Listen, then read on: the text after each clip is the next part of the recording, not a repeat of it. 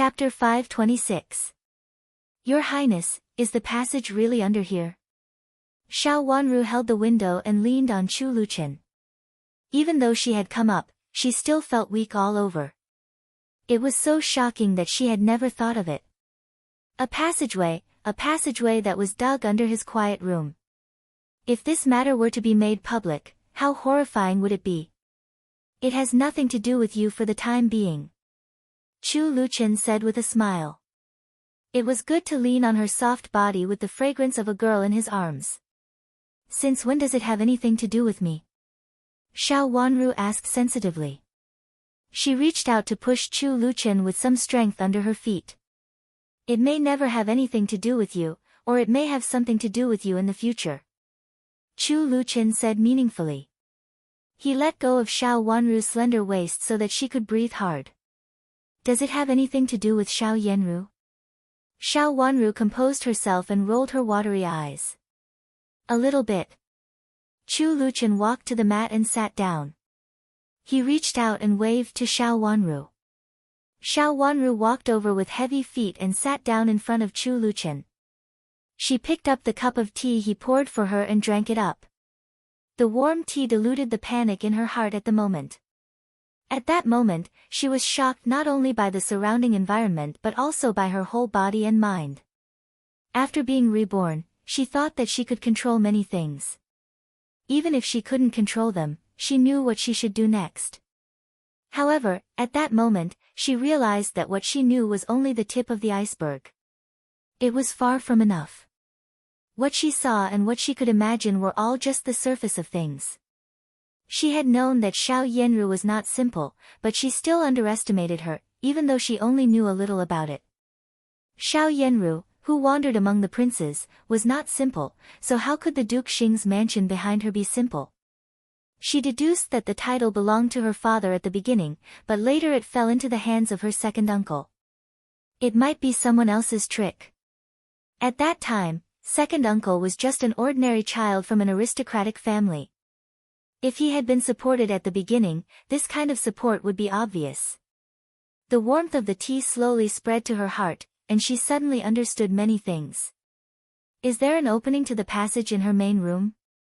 Xiao Wanru asked, holding the teacup that was refilled with water. His hand was cold, but the tea was warm.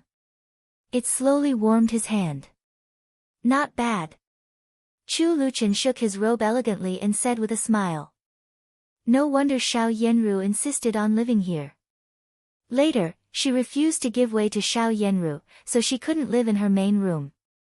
No wonder she made Qing leave. No wonder she could hear some sounds from time to time in Xiao Yanru's room. She said that she had been cleaning the room. After thinking it through, he shuddered even more. If he were to give this quiet room to her, the opening would definitely be here. If the matter of opening a hole here were to be exposed in the future, he would be consigned to eternal damnation. After all, he had been living here for the past 2 years. If anything were to happen, he would naturally have to bear the consequences. But now was not the time for her to completely relax. She had opened an exit there, and if something happened in the future, she would still be the first suspect. Even though the main door of her house was closed, she had occupied a bit of the yard. It was just a lock, and there were many ways to get rid of the lock. Others would only guess what she was going to do, but they wouldn't think that it was something that happened after she stayed here for a few days. It doesn't matter. No one will know about it. It involves too many things, Chu Luqian suddenly said with a smile. Xiao Wanru nodded casually. It seemed that it would involve too many things, and it wouldn't be easy for others to know about it. However, she couldn't rest assured that there was such a passage under her quiet room. Your Highness, what if I find a way to leave now? Xiao Wanru asked tentatively. Beat the grass and alert the snake. Chu Luqian leaned back and simply leaned on the mat, squinting at Xiao Wanru lazily. Will they force me to leave? Xiao Wanru thought for a while and changed the topic. Didn't they force you to leave before? You didn't leave, Chu Luqian said indifferently. Xiao Wanru's heart suddenly skipped a beat. She knew what he meant. She had stepped into it and couldn't escape even if she wanted to. If I leave at this time. Xiao Wanru thought for a while and felt that she could still struggle a little more. Since you want to enter my mansion, how can you really stay out of it? Zhuozhuo, do you want to break the promise? Chu Luchen looked at her with a faint smile and his eyes looked leisurely. Xiao Wanru suddenly felt that Chu Luchen was watching her step into it. She felt inexplicably stuffy when he watched her step into it step by step. Your Highness, are you very willing to let me get involved? Could it be that you're unwilling to enter the game and accompany me? Chu Luchen turned his head and said in a light tone. His handsome eyes fell on Xiao Wanru with a gentle smile, which made Xiao Wanru feel cold. Zhuozhuo, do you want to break the promise now? Of course not. Xiao Wanru said without hesitation. After saying that, she realized what she had said. She blushed slightly and turned to the side uneasily. Chu Liuchen's smile extended from the corner of his mouth to the bottom of his eyes. His eyes were sparkling and dazzling. He reached out to hold Xiao Wanru's slightly cold hand and pulled it hard. Xiao Wanru fell down with him and leaned against his chest. Your Highness, how should we deal with this matter now? Xiao Wanru reached out to push him away, but she couldn't exert much strength in this posture. After pushing him strangely, since she couldn't push him away, she simply gave up. Just watch. Chu Luchen said with a faint smile. He meant that they should sit on the top of the mountain and watch the tigers fight. The mantis stalks the cicada, unaware of the oriole behind. What should I do? Xiao Wanru asked subconsciously. Just watch. Chu Luchen still said slowly. The hairpin on her hair was pulled out by Chu Luchen. Her black hair was so loose that half of it was spread on Chu Liuchen's body. Smelling the faint fragrance of her hair, Chu Luchen closed his eyes slightly. He asked her to watch, which meant that there would be no danger for the time being.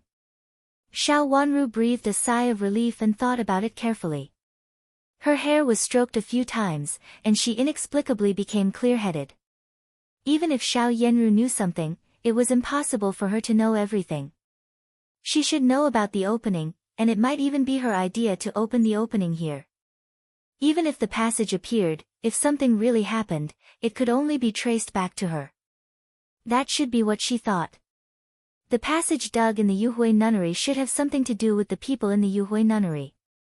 The most suspicious people in the Yuhui nunnery were the former emperor's S. The former emperor's S were just some women who were completely useless. Moreover, the former emperor had passed away for many years. Even if there was something in the past years, shouldn't it have been searched long ago? If the former emperor left something important for others to spy on, shouldn't those S have been searched long ago when they were sent in? It seemed a little unreal to check it now. Thinking of what she and Chu Luchen saw under the night that day, her heart suddenly moved. Those S wanted to contact the outside world urgently. What on earth did they want to do? What do the former emperor's S want to do? After a long while, Xiao Wanru couldn't help asking. Of course it's wishful thinking. Chu Luchen closed his eyes and said lightly. The faint fragrance on the girl made him relax and feel sleepy. He reached out to pull her closer and put his head on the top of Xiao Wanru's hair. Someone thinks that I have a good life under my uncle. Since the former emperor's son has a good life, why don't you find another one? His words were spoken in an extremely leisurely manner, with a hint of mockery, as if he was speaking as an outsider.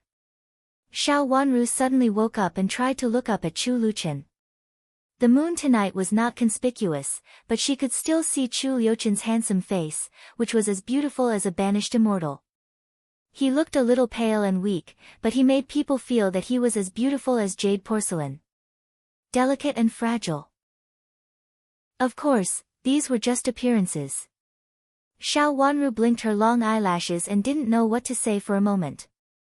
She subconsciously reached out to gently touch his face, which was as white as jade. But the next moment, she immediately withdrew her hand as if she was startled. She closed her eyes and didn't move at all, as if what she had done just now was just an accidental action. She buried her whole head in Chu Liuchen's arms, and her heart inexplicably beat wildly. She actually reached out to touch the face of this temperamental evildoer, although he seemed to be asleep when she looked at him just now. Xiao Wanru felt that she was really crazy. Who was this? The crown prince, who would defeat all his opponents in the future and stand high above the imperial palace, regained the emperor's favor as a nephew. How could he let her sympathize with his illness and weakness? Or even if he was indeed sick and weak, he was not as weak as she thought. Why did he make a move just now? Even in the darkness, she felt that her face blushed and became hot. Chu Luchen had already opened his eyes and slightly lowered his eyes to look at the girl in front of him, who closed her eyes tightly. Like a frightened rabbit, she buried her head in his arms, but she didn't find that her pink ears had already exposed her thoughts. She was obviously uneasy and too shy to raise her head, but she still wanted to pretend to be calm. Should he tease her and continue the topic just now, or should he talk about something else, lest she really get angry out of shame? But seeing that she looked so shy and pitiful, he decided to let her go this time. He simply reached out to hug her again and said casually, "When the time is up, go down the mountain. Don't stay here for too long and don't come here in the future." His words were so meaningful that Xiao Wanru was so shy that she couldn't raise her head. Fortunately, he didn't say this and changed the topic, which made the blush on Xiao Wanru's face fade a little. She calmed down and asked, "Will there be anything happening in the passage recently?" "Everything will be fine." Chu Luchen nodded and said, "But don't sleep alone in this silence room in the future. Let Qing, sleep with you." Chapter 527. Will Xiao Yanru expose it? Xiao Wanru thought for a while, rolled her watery eyes, and asked. "She doesn't dare." Chu Luchen suddenly said meaningfully. It meant that if she didn't expose it, Xiao Yanru would never take the initiative to do so. The exit was now in her main room. Even though she had gone down the mountain, she was the owner of the main room after all. She couldn't get away with it, neither could she. Now both she and Xiao Yanru knew something about it, but neither of them knew what was behind it. In this regard, they were equal. In this case, there was no need to change the original way to deal with Xiao Yanru. Her watery eyelashes fluttered twice, and her long, butterfly-like eyelashes drooped slightly. After thinking for a while, she said, "Your Highness, it's getting late. You'd better go back early." There were some things that she didn't want to get involved in too much. Her life in the last life was a tragedy, but Chu Luchen could trample on everyone with his own strength. If she got involved too much, it might not be a blessing. "Are you going to drive me away now?" Chu Liuchen's hand caressed her hair from time to time. "Something happened to Xiao Yanru today. I'm afraid that she will be guilty and make things difficult for you tomorrow morning." Xiao Wanru pushed Chu Luchen and said. "You have to wait until tomorrow." Chu Luchen became more and more careless. "Your Highness." Xiao Wanru reached out to pull his robe and said helplessly. If she let him wait any longer, she would really be unable to get up tomorrow. "It's your birthday in 2 days. I'll ask someone to send you a birthday gift." Chu Luchen looked at her and suddenly chuckled. Xiao Wanru was stunned and raised her head vigilantly. In the past, Chu Luchen had also prepared birthday gifts for her, but he had never told her in advance. He came here and sent her a birthday gift directly. Chu Luchen let go of Xiao Wanru, stood up, tidied up his clothes, looked back at Xiao Wanru's wide watery eyes, and said, "I'll ask someone to send it here." He deliberately emphasized the words, "have someone send it." Then, under Xiao Wanru's surprised look, he raised the corners of his thin lips, showed a handsome smile, and jumped down from the window. Knowing that there were rocks outside the window for her to stand on, Xiao Wanru was not so frightened. After thinking for a while, she walked to the window and closed it. Then she leaned against the window and frowned slightly. Early the next morning, Xiao Wanru was woken up by Chu Li's anxious cry. She looked at Chu Li's face blankly and rubbed the area between her eyebrows after a long while.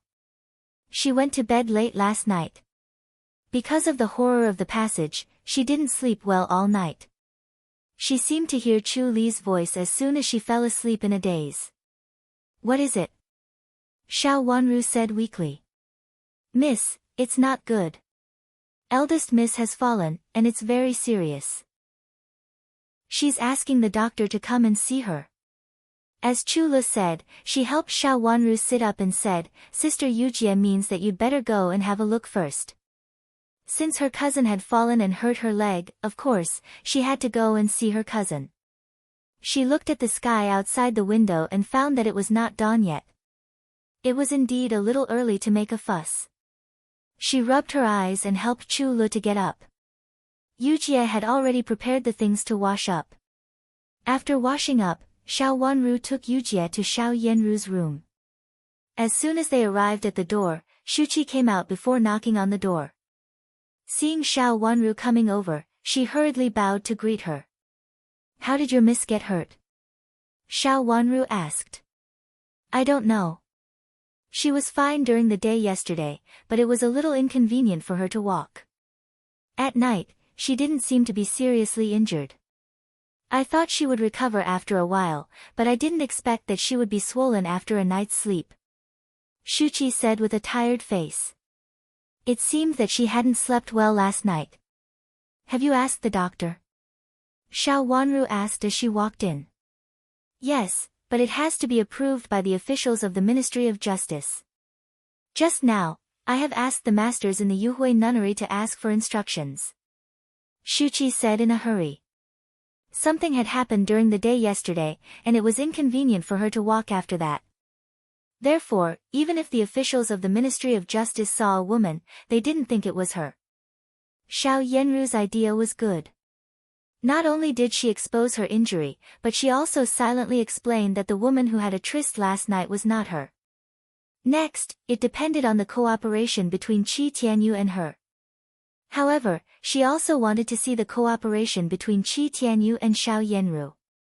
After entering the inner room, she saw Xiao Yenru lying on the bed with a pale and haggard face, which really made her believe that it was true. Since Shuqi said so, Xiao Wanru naturally took it seriously. The two of them seemed to have forgotten what had happened last night. After a few gentle greetings, the doctor came. The doctor was not specially sent down the mountain, but from the Ministry of Justice. There had been injured people on the mountain before, so the Ministry of Justice brought the doctor up the mountain at that time. At this time, hearing that Xiao Yenru wanted to use the doctor, they naturally brought the doctor over. Coincidentally, the one who brought the doctor was Chiu Yu. Before the doctor entered the room, Xiao Wanru hid behind the gauze curtain. The gauze curtain on the bed was also dropped, and the old doctor walked in slowly under the guidance of Shuqi.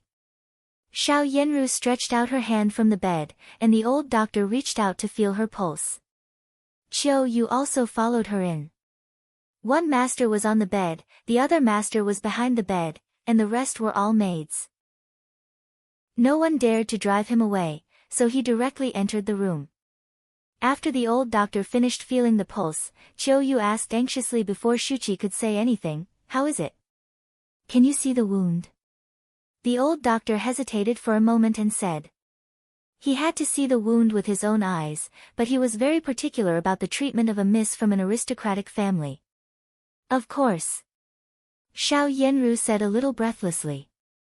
Shuqi hurriedly reached out to help her stretch out her foot from the gauze curtain.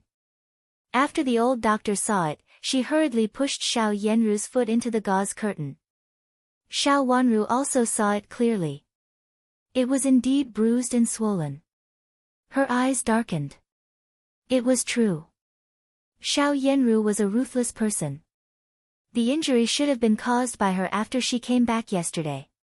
The old doctor stroked his long beard, nodded, and said, "Is there any stimulating pain when pressing it?"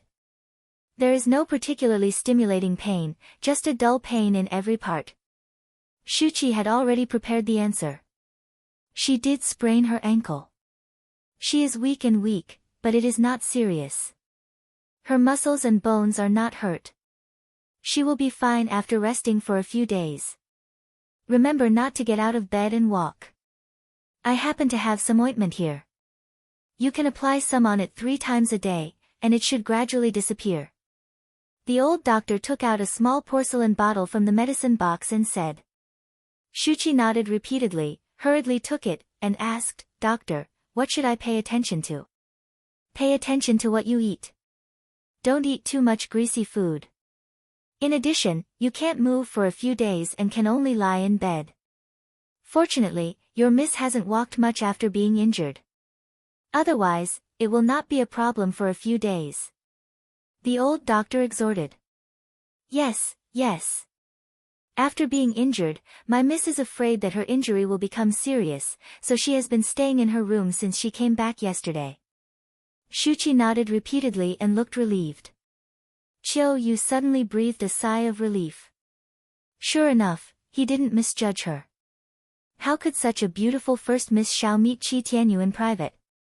After coming back yesterday, he had asked Qi Tianyu in private, but Qi Tianyu had always said that he had never seen the first Miss of Duke Xing's mansion. Although his sister was the adopted daughter of Madame of Duke Xing, there was a difference between a man and a woman. As an adopted daughter's sister, she was not a close relative. Of course, he had never seen the first Miss Xiao. As for the word, Ru, it was really a coincidence. His confidant happened to have the word, Ru, in her name. Last night, Chiyo-yu had been skeptical, but now he felt that Qi Tianyu was indeed his good buddy. What Qi Tianyu said was true. The first Miss Xiao had injured her foot during the day yesterday, and the old doctor also proved that she couldn't walk much. So the woman last night must not be her. But this servant girl inexplicably seemed to be Shuchi. Last night, everyone's attention was on Xiao Yenru. The servant girl's face was not covered, but no one noticed her. After that, the person who wanted to pay attention to her disappeared. In this way, he might have taken it for granted yesterday that the servant girl was the one in front of him. It was obvious that he had thought wrong and misjudged her. Thinking of this, Chiyo-yu felt at ease. Yesterday, although his brothers promised not to spread this kind of thing, their words were not pleasant to hear. Now he could be considered to be in the right. I also have the medicine for hurting muscles and bones. Why don't you send some to the first Miss Xiao later? Chiyo-yu said with a smile and glanced at the hanging gauze curtain. The gauze curtain was drooping, and he could only vaguely see a person's figure. Then his eyes fell on her half-exposed hand, which had smooth skin, which was really attractive. Thank you, Your Excellency, but it's not necessary. The doctor's medicine is enough. Of course, Shuchi knew that her master would not take a fancy to the official in front of her, so she immediately refused him tactfully. Her master cherished her reputation so much that she would never allow the slightest rumor about her to be spread by someone she didn't like. This official was obviously in love with her master. Shuchi had seen this kind of thing many times in the past, so she really didn't take it seriously. In the past, she had refused many people for her master, so Shuchi could be said to be very handy.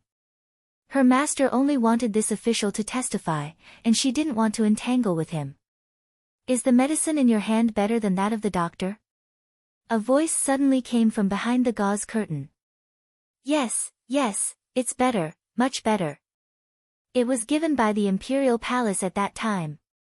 Chiyo-yu looked at the curtain in surprise and involuntarily showed a smile on his face. He had thought that he was a little embarrassed because of Shuchi's refusal, but he immediately smiled. As expected, the first Miss Xiao treated him differently. It was not her intention to refuse him. Since it was given by the imperial palace, it must be good. I hope you can give my big sister some. Xiao Wanru's voice continued to come from behind the gauze curtain. Her words were sincere and her voice was soft and clear. Chapter 528. Speaking of the fifth miss, Chiyo-yu suddenly felt angry. It was obvious that the woman last night was not the first Miss Xiao, but his younger sister kept hinting that it was the first Miss Xiao. The fifth miss was very vicious at a young age, and she was really not a good person. According to his character, he would directly rebuke her. However, since the medicine was sent to his sweetheart, he would not ruin such a good opportunity, so he nodded at once. After I go back, I will have someone send it here. Please accept it, first Miss Xiao. It can be regarded as a gift from Chiyo-yu. After saying that, he bowed respectfully to Xiao Yenru in the gauze curtain, ignored Xiao Wanru, snorted coldly in Xiao Wanru's direction, and turned to leave with the doctor. The first Miss Xiao was a good person. He had to find an opportunity to remind the first Miss Xiao to pay attention to the fifth Miss Xiao. She shouldn't be so kind as to be coaxed without knowing it. Your Excellency. Shuqi still wanted to refuse, but Qiu Yu had strode away. She was anxious to chase after him, but she felt it inappropriate. She could only look back at Xiao Yenru, who was lying on the bed. Why couldn't she get rid of this person just now? Didn't she just borrow him for a while? How dare he covet her master? Didn't he know whether he was qualified or not? Qiu Yu acted quickly and sincerely. Before long, he came to deliver the medicine in person again. Qing opened the door and then went to invite Shuqi out. Although Shuqi got Xiao Yenru's permission and refused several times, she had no choice but to accept the medicine when she found that she couldn't refuse it and even attracted others' attention. After taking the medicine into the room and closing the door, she went into the inner room and apologized to Xiao Yenru, "First miss, the medicine. I couldn't refuse it." Later, a nun passed by. "I was afraid that someone would see it, so I took it." "Take it first." Under the shadow of the bed, Xiao Yenru's face was gloomy. She made a wrong move and was set up by Xiao Wanru. However, she was the cause of it, so she had to suffer the grievance in silence. In fact, this person could be a witness to prove her innocence. After all, when they met for the first time, he specially came to deliver a message on behalf of Qi Tianyu. Later, she sent Shuqi over with the intention of delivering a message on behalf of Xiao Wanru. She might be able to use this person one day, so she couldn't refuse him bluntly and offend him. "Miss, this servant will help you apply more ointment." Seeing that Xiao Yenru didn't blame her, Shuqi breathed a sigh of relief, bent down, knelt in front of the bed, and turned over the quilt behind Xiao Yenru's feet. Xiao Yenru really sprained her ankle. She deliberately sprained it after coming back and was delayed until this morning. Her ankle was swollen, but fortunately, it didn't hurt her bone.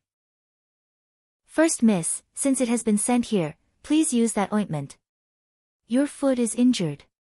If you use a mediocre ointment, it may not be able to heal completely." Looking at the ointment in her hand, Shuqi hesitated. It would be a big deal if he really hurt the eldest miss's leg. "First miss, if you like it, you can ask the first young master to send someone to give it a gift when we go back." Of course, Shuqi understood her master's concern. Seeing Xiao Yenru remain silent for a long time, she persuaded her master again. "Okay, just use it." Xiao Yenru's words were exactly what she wanted, so she immediately nodded and said. Shuqi was overjoyed. She hurriedly got up to change the ointment on the table, wiped off the previous ointment, and then carefully rubbed Xiao Yenru's wound and applied the ointment on it. The ointment given by the Imperial Palace was really good. As soon as it was applied, Xiao Yenru felt cool, which was much better than the ointment given by the old doctor. After applying the medicine, Shuqi carefully pushed Xiao Yenru's legs to the bed, went out to wash her hands again, and came in with a cup of tea. "First miss, Huiqing Nun came over just now and wanted to come in to see you, but was refused by the 5th Mississippi," Shuqi said carefully and put the teacup on the table in front of Xiao Yenru. When she went out to wash her hands just now, she met the news from Qing. She refused. Xiao Yenru's face grew colder and colder. "Yes, she just asked Huiqing Nun to go back because she was afraid of delaying your rest." Shuqi's expression was not very good. She was the personal maid of the 1st Mississippi. In the past, everyone in the mansion would flatter her. She did not expect that she would have to flatter a lowly maid to ask for information one day. How dare she? Xiao Yenru clenched the corner of the quilt tightly and scratched the quilt with her sharp fingers. Seeing that she was furious, Shuqi didn't dare to speak anymore. After a long while, Xiao Yenru calmed down. Although she looked cold, the anger on her face had subsided. She said, "You should live in seclusion these days. If Rui and Great Elder Princess comes over, report to me and I'll go to greet her. If not, you can stay here to recuperate. After such a scene, now everyone should know that she had been injured long ago.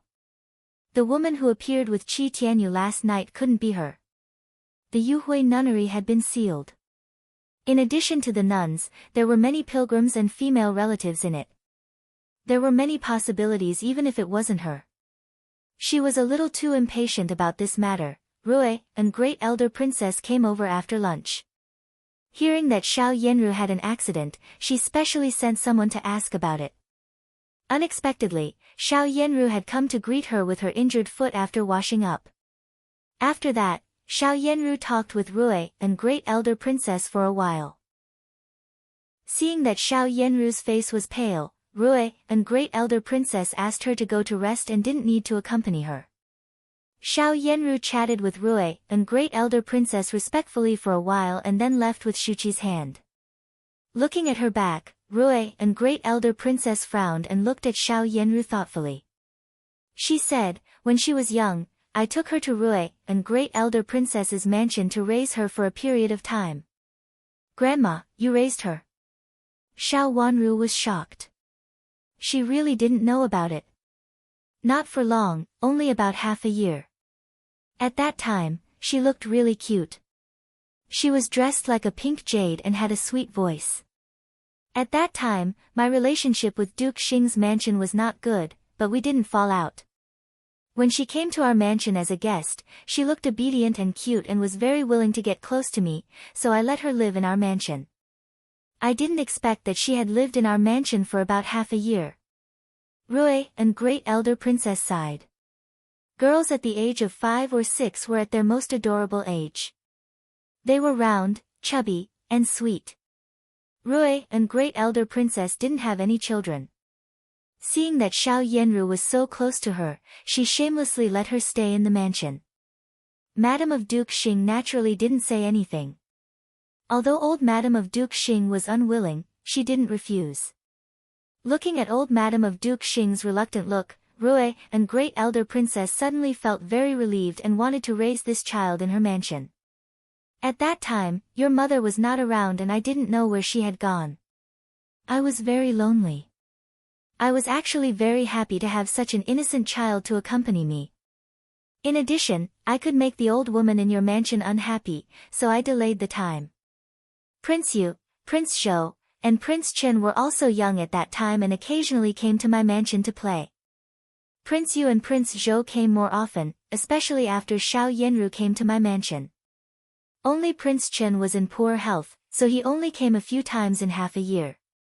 It's hard to say whether he met them or not. Rui and great elder princess frowned more and more.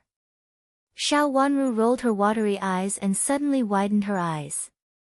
Grandma, do you mean that they were childhood sweethearts? Rui and great elder princess reached out to touch her granddaughter's head, praised her granddaughter's intelligence, and said with a smile, or you can say so. At least during that period of time, Prince Zhou and Prince Yu came more often and then less often. It can be seen that they had a good time with Xiao Yenru at that time. Then why did they leave after that? Xiao Wanru thought for a while and said. Since her grandma wanted to make old Madame of Duke Xing aggrieved and was willing to raise her because Xiao Yenru was close to her, why did she give up after only raising her for half a year? Later, I felt that this child looked obedient, lovely, filial to me and would come to greet me from time to time. She didn't look like a child of 5 or 6 years old. Her appearance and behavior reminded me of her mother. Her mother was raised in Duke Xing's mansion since she was a child. I heard that she was very careful in everything and was especially filial to the old woman in Duke Xing's mansion, so your mother was forced out of Duke Xing's mansion. At the thought of this, I feel sick of her. Rui and great elder princess showed a trace of tiredness on her face. As long as she thought that the girl in front of her would grow up to be like her mother, Rui and great elder princess couldn't like her and even felt that everything Xiao Yenru did in front of her was purposeful, just like what Madame of Duke Xing did to old Madame of Duke Xing's mansion in those days. No matter how lovely Xiao Yenru was, she was far from being comparable to her biological daughter. However, Rui and great elder princess couldn't vent her anger on a child, so she asked Xiao Yenru to go home. When she left, she cried and hugged my leg, saying that she would accompany me forever and serve me wholeheartedly. She just asked me not to drive her away. Rue, and great elder princess said in a low voice with a hint of sarcasm on her lips. I've seen a lot of such words, but most of them are said by children over 10 years old.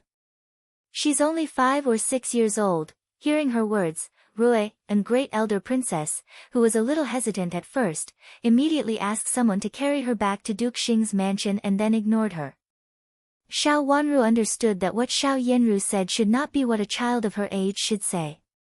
Rue, and great elder princess had been through a lot, so how could she be deceived by a child? She must have felt that there was something wrong, so she directly took Xiao Yenru away. Since then, Xiao Yenru had no chance to cling on to her.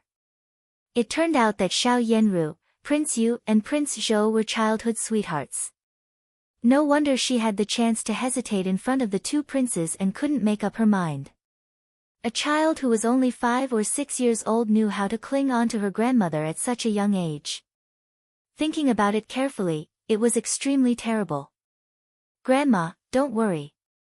I won't be deceived by her appearance. Xiao Wanru said softly. She knew what Rue, and great elder princess meant by saying these words to her. Chapter 529. Although Rue, and great elder princess had always been arrogant in public, she was actually a cautious person. She said so because she was worried about Xiao Wanru. The first miss of Duke Xing's mansion was the most outstanding one. The whole capital city knew that she was extremely beautiful and dignified. Moreover, she was the eldest lineal daughter of Duke Xing. She was excellent in all aspects. It could even be said that there was no woman better than her in the whole capital city. However, her granddaughter was even more outstanding. In terms of appearance, Rue, and great elder princess didn't think it was because of her partiality. Her granddaughter was really beautiful. Looking at her pink little face, red lips, and dark watery eyes, even at a glance, she made people feel that she was extremely charming, but she didn't lose the charm of the lower class. There was a kind of extraordinary elegance in her behavior. Just a glance at her would definitely make people stunned.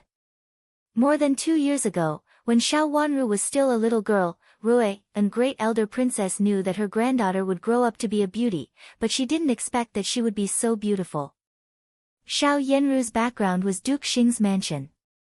Although Xiao Wanru was not favored by Duke Xing's mansion, she was the lineal granddaughter of Duke Xing's mansion on the surface. In addition, she was her granddaughter, so Xiao Yenru had no advantage in this regard. As for reputation and conduct, Xiao Yenru had the reputation of observing mourning for her parents for 3 years, so her granddaughter's reputation was not bad. Just based on these points, Rue, and great elder princess felt that this first Miss Xiao would never have any good intentions towards Xiao Wanru. Looking at Xiao Yenru's indifferent attitude towards her and Xiao Wanru just now, she increasingly felt that everything Xiao Yenru did was an act. She was worried about her granddaughter, so she mentioned the past, which she had almost forgotten, to remind her granddaughter to be careful. The next few days were very peaceful. Rue, and great elder princess came to visit Xiao Wanru from time to time. However, because Xiao Wanru was cultivating in seclusion, it was inconvenient for her to visit her even though she was her grandmother. Later, because she had to take care of Xiao Yuanhao at the foot of the mountain, she went down the mountain after reporting to the emperor in the imperial palace. Xiao Yenru was very polite. Every time Rue, and great elder princess came over, she would come over to sit with her and force herself to chat with her.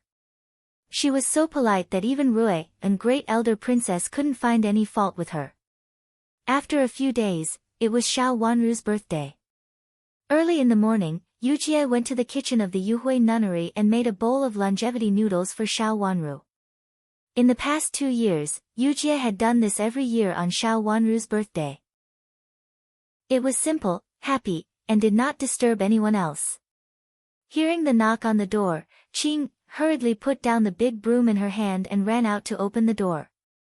There were 2 misses and 3 principal servant girls in the yard.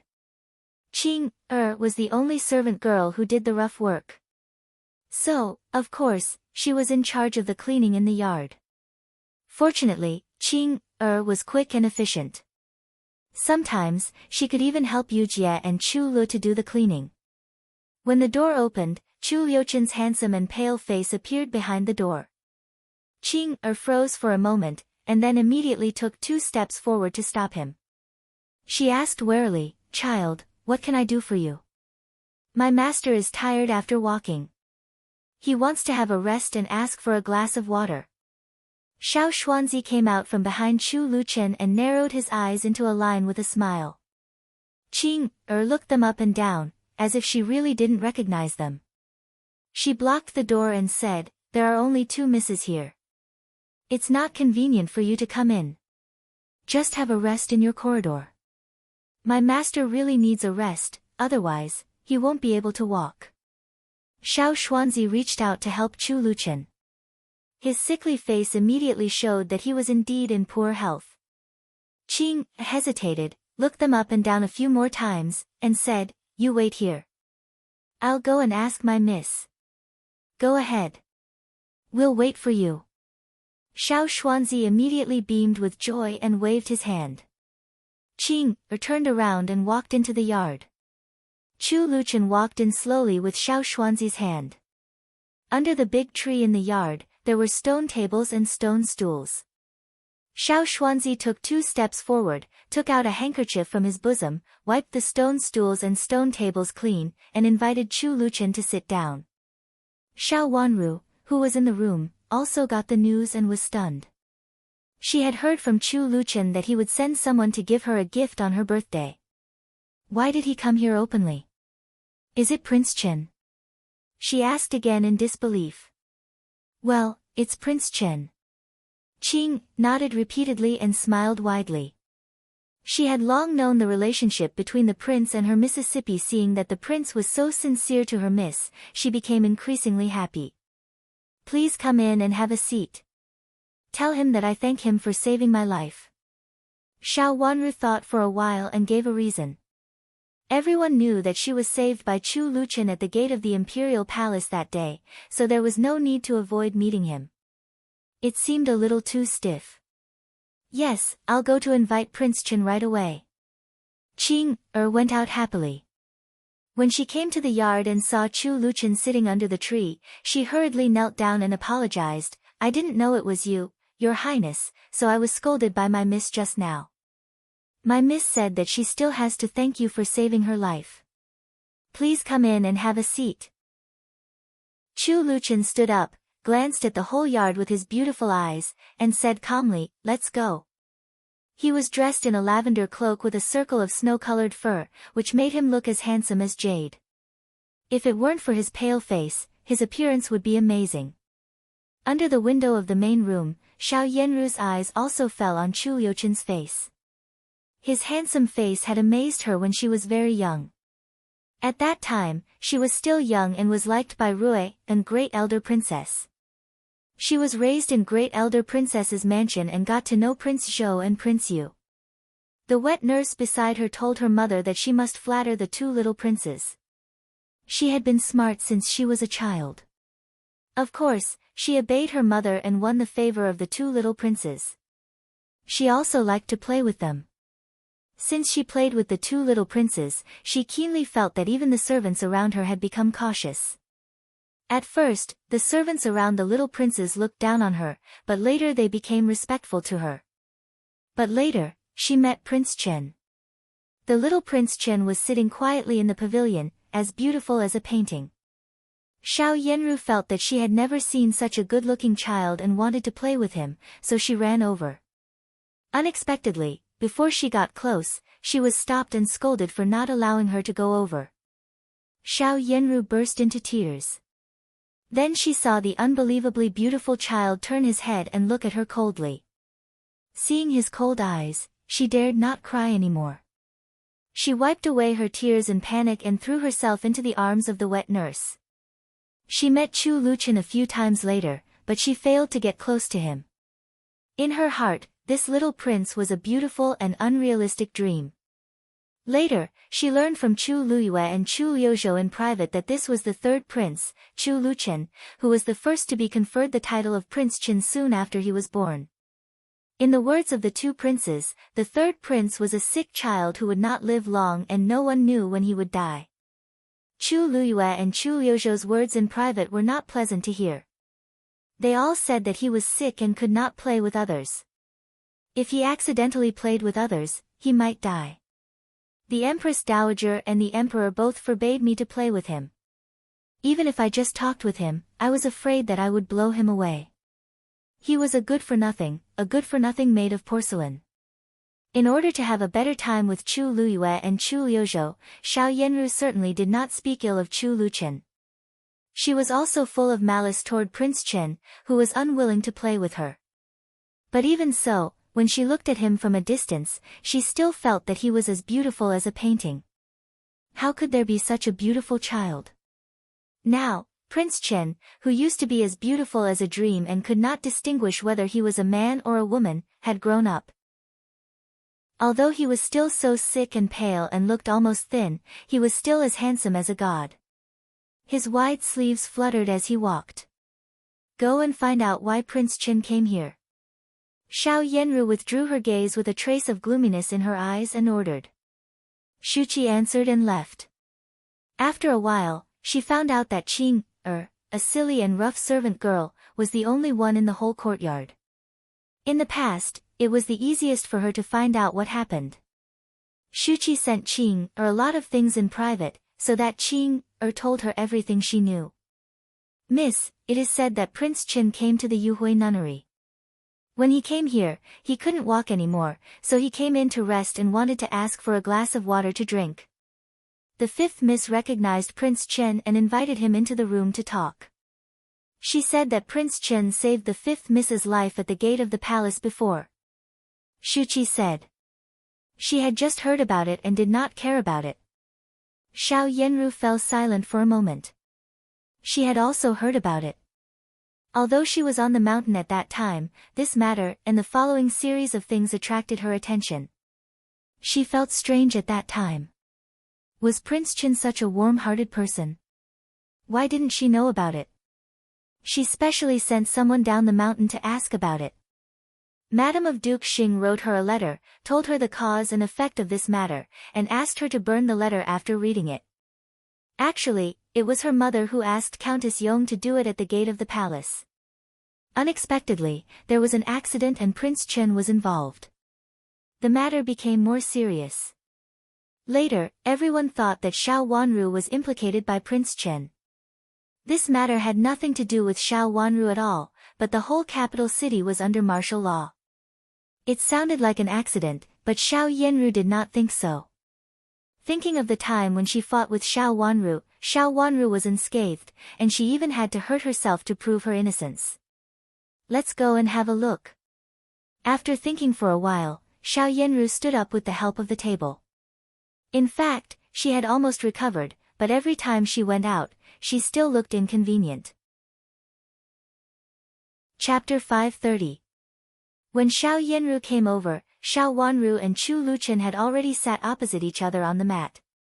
Chu Lu served tea and then retreated to the door.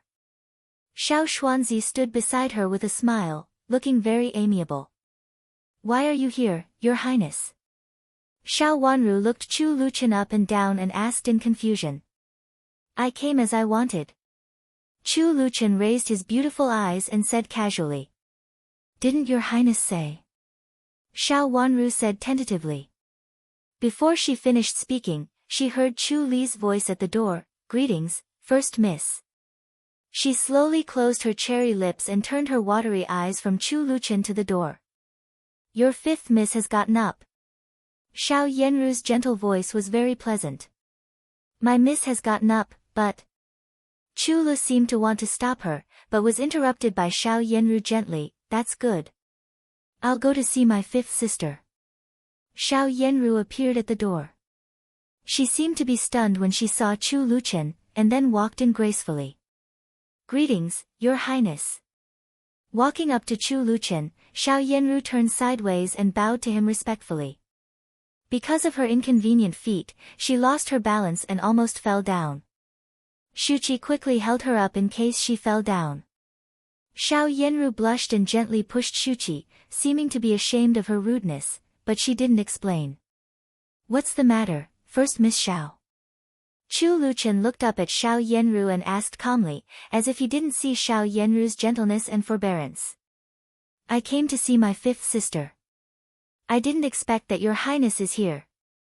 Xiao Yenru lowered her head and said with a blush. I'm tired, so I came to ask for a cup of tea from my cousin. Chu Luchen picked up the tea at hand, took a sip, slowly put it down, and then looked sideways at Xiao Yenru. Xiao Wanru was the granddaughter of Rui and great elder princess, so they could certainly be considered cousins. The topic of cousins inevitably reminded Xiao Yenru of her childhood. At that time, she wished so much that she was the granddaughter of Rui and great elder princess. It became strangely quiet in the room. Xiao Yenru stood there awkwardly for a long time.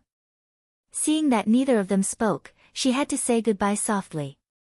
Chu Luchen waved his hand, and Xiao Yenru left with a flushed face. When she reached the door, she could hardly control the anger in her heart. Xiao Wanru dared to sit there casually without saying a word, as if she was just an ordinary servant girl. She gritted her teeth, suppressed the anger in her heart, put on a gentle look, smiled gently at Xiao Xuanzi at the door, and then walked away slowly with Shuqi. He was just a sickly child. Even if he looked the best, he wouldn't be able to compare to the glory and wealth that he was about to obtain. Xiao Wanru just had a good reincarnation. If she was really the granddaughter of Rui and great elder princess, she and the princes would certainly be cousins. But even if she was not, it didn't matter. Prince Yu and Prince Zhou still took pity on her very much, which was even more unusual. Xiao Yenru and walked into and said, Shuqi. Shuqi said, Xiao Shuqi, Shuqi, Yenru. Yenru Ru Yen walked. Wasn't Prince Chen so sick that he couldn't get up? Why did he come up the mountain? Why did he come to Xiao Wanru's courtyard so coincidentally? Was it really a coincidence? She was inexplicably angry, and the corners of her eyes turned cold. Cousin. After Xiao Yenru left, Xiao Wanru laughed. Zhuozhuo, don't you think so? Chu Luchen raised his eyes and said calmly. Then he pointed at the teacup in front of him with his chin and said naturally, I'm thirsty. Pour me another cup. Your Highness, if you want to drink tea, why don't you drink it in your own mansion? Although Xiao Wanru reached out to pour him a cup, she said angrily. Of course not. I'm still hungry, so I especially come here to ask for a bowl of longevity noodles. I heard that the noodles here are very good, Zhuozhuo. Chu Luchen picked up the teacup and took a sip, pretending to be lost in thought and said. Your Highness, aren't you afraid that someone will ask about it? Xiao Wanru, who was not as good-tempered as him, glared at him and said. He had been a little busy coming and going, so she was afraid that someone would notice it. Moreover, he usually came here secretly in the past, but this time he came here openly, not afraid of arousing others' suspicion. Xiao Yenru, who lived next door, obviously came to inquire about the news just now. Seeing that she was driven away mercilessly by Chu Luchen, Xiao Wanru felt inexplicably happy in her heart. What are you afraid of? I went to see my imperial grandmother before I came here. Chu Luchen said lazily, leaned back again, and reached out to support his head, looking extremely lazy. Xiao Wanru gasped and was shocked. Your Highness, have you told the Empress Dowager? Why can't I tell her? At that time, it was inconvenient for me to make an engagement because you were going up the mountain to observe mourning. Now you are going down the mountain, so I don't have to avoid it. Chu Luchen looked at her sideways and said slowly. Xiao Wanru was flustered. Looking at his natural look, she didn't know what to say and only felt very confused. Zhuozhuo, do you mean that I don't need to say anything?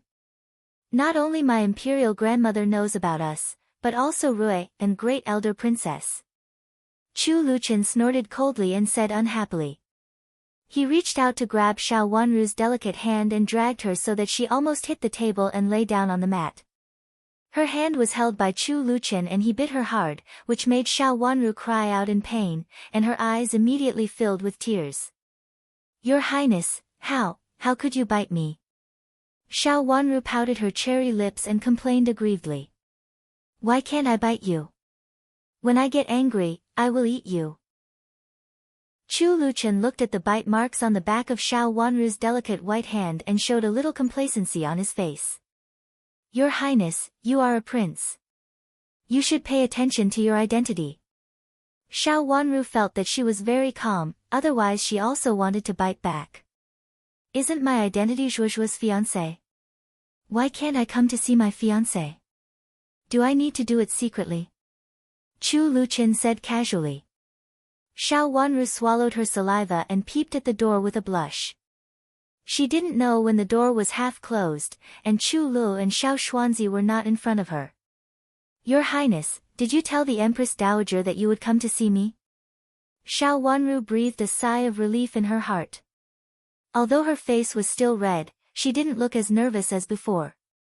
Of course, I forced myself to go up the mountain to celebrate your birthday. Otherwise, I wouldn't have to do this. Seeing Xiao Wanru's delicate facial features wrinkled together, Chu Luchen was in a good mood, so he didn't make things difficult for her. He just held her hand in his big hand and turned around lazily. Your Highness, aren't you afraid that others will know? Xiao Wanru was still worried. What's wrong with me wanting to marry a wife? Are you going to stop me from marrying one? Chu Luchen squinted at Xiao Wanru and said discontentedly. Your Highness, didn't you mean that you don't want to marry a wife, so you want me to be your shield? Xiao Wanru tried her best to calm down, looked at him with her eyes wide open, and asked. If you marry me, won't you be my shield? Could it be that you really don't want to be this king's shield? Do you still want to marry someone else? Chu Luchen said in an unkind tone. Xiao Wanru had never thought about marrying someone else. Since she was reborn and was tied to Chu Luchen, Xiao Wanru had never thought about it. She immediately shook her head and said, Your Highness, you really think too much. How could that be? Since that's the case, don't ask more. I have my own plan. You just need to enter my mansion at that time. Or are you not satisfied with me? Chu Luchen loosened his hand and raised Xiao Wanru's hand so that she could clearly see the bite mark on the back of her hand. Your Highness, what are you talking about? Since you have made up your mind, of course, it's up to you. Xiao Wanru said helplessly. Somewhere in her heart, she was a little flustered, a little confused, or there were some other feelings. She couldn't tell at the moment. She just wanted to clench her fists subconsciously, but one of her hands was held tightly by Chu Luchen, so she couldn't clench it for a while. After I come to see you this time, it will be convenient for me to see you in the future. It's not convenient for me to come here in the middle of the night. Chu Luchen said as if it was a matter of course. It seemed that he meant that Xiao Wanru always asked him to come here in the middle of the night. Xiao Wanru was ashamed and angry. For a moment, she almost couldn't control herself and wanted to push Chu Luchen away.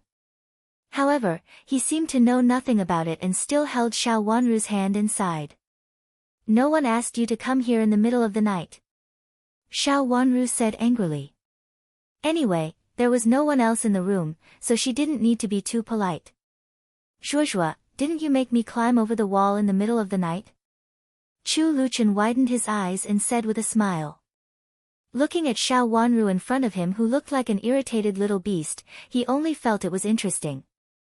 Since she had entered his door, how could she leave? As a shield, she had to block the arrow first. Your Highness. Xiao Wanru was about to fly into a rage out of shame. She glared at Chu Luchen with her shimmery eyes and unconsciously raised her voice. Okay, it's all my fault. But I'm really hungry now. Give me a bowl of longevity noodles. Chu Luchen stopped while he was ahead, took Xiao Wanru's hand and said. Your Highness, let me get up first. Xiao Wanru reached out to pull his hand, but failed, so she could only say helplessly. Chu Luchen was very obedient this time. As soon as he loosened his hand, Xiao Wanru hurriedly pulled his hand back. She looked at the teeth marks on the back of her hand and glared at him fiercely. His teeth were really good. What he said about dying of illness was all fake. She finally saw through him. He was fine when he came and went at night, and he even said that he was sick and weak. Who was he fooling? She bit her lip angrily and stood up helplessly. She calculated that Yujie should have come back at this time. She walked to the door and opened it. As expected, she saw Yujie holding a tray and standing with Chu Lu and Xiao Xuanzi. "Give it to me," Xiao Wanru said. Yujie hurriedly reached out and handed the tray to her. Xiao Wanru took it. After entering the door, she returned to the mat, put the tray in her hand on the table, and said angrily, "Your Highness, you can eat the noodles." There was only one bowl of noodles with chopped green onions sprinkled on it. It was very simple, but it looked delicious. Chapter 531. Looking at the only bowl of noodles, Xiao Wanru swallowed her saliva reluctantly. She was also hungry and wanted to eat it. This was her longevity noodles, but the person opposite her also sat up and picked up the chopsticks as if he was about to eat it. She picked up the bowl and looked at Chu Luchen. Seeing that he was waiting to eat the noodles as if it was a matter of course, she felt aggrieved. She took a deep breath and realized that the situation was beyond her control. This person came to snatch her noodles today, so she had to give him some. She pushed the noodles in her hand over. Although she felt aggrieved, she had to show a graceful smile on her face. She couldn't let this temperamental person know that she was unwilling. She was angry in her heart, but she put on a gentle expression. Since she lived with Xiao Yenru, Xiao Wanru felt that she was more and more skilled in showing a gentle expression. "Your Highness, please have some noodles," Chu Luchen said with an "oh," and put the tray on the table. He took it away impatiently, picked up a noodles, and ate it slowly. There was not much noodles in a bowl. After a few bites, there was only a small half of the bowl left, and he could even see the other end. Xiao Wanru looked along the noodles to Chu Liuchen's face. Even if it was not convenient to eat a noodles, he ate it very elegantly. She looked at it eagerly, swallowed again, and asked almost subconsciously, "Your Highness, is it delicious?" "Excellent. Zhuozhua, do you want to try it?" Chu Luchen picked up the noodles with chopsticks, swallowed the noodles in his mouth, and said with a smile. He had never seen this girl be so greedy in the past. At this moment, her unwilling and helpless greedy look was very pleasing to him. She didn't prepare another bowl of noodles for him. She deserved to eat it. "Your Highness, are you going to give it back to me?" Xiao Wanru said in surprise and reached out to pick up another pair of chopsticks beside her. There were actually 2 pairs of chopsticks. "You can eat it." Chu Luchen pointed to the other end of the noodles in the bowl with a smile. Looking at the small number of noodles, she thought that today was her birthday, and she was the biggest, so others should give in to her.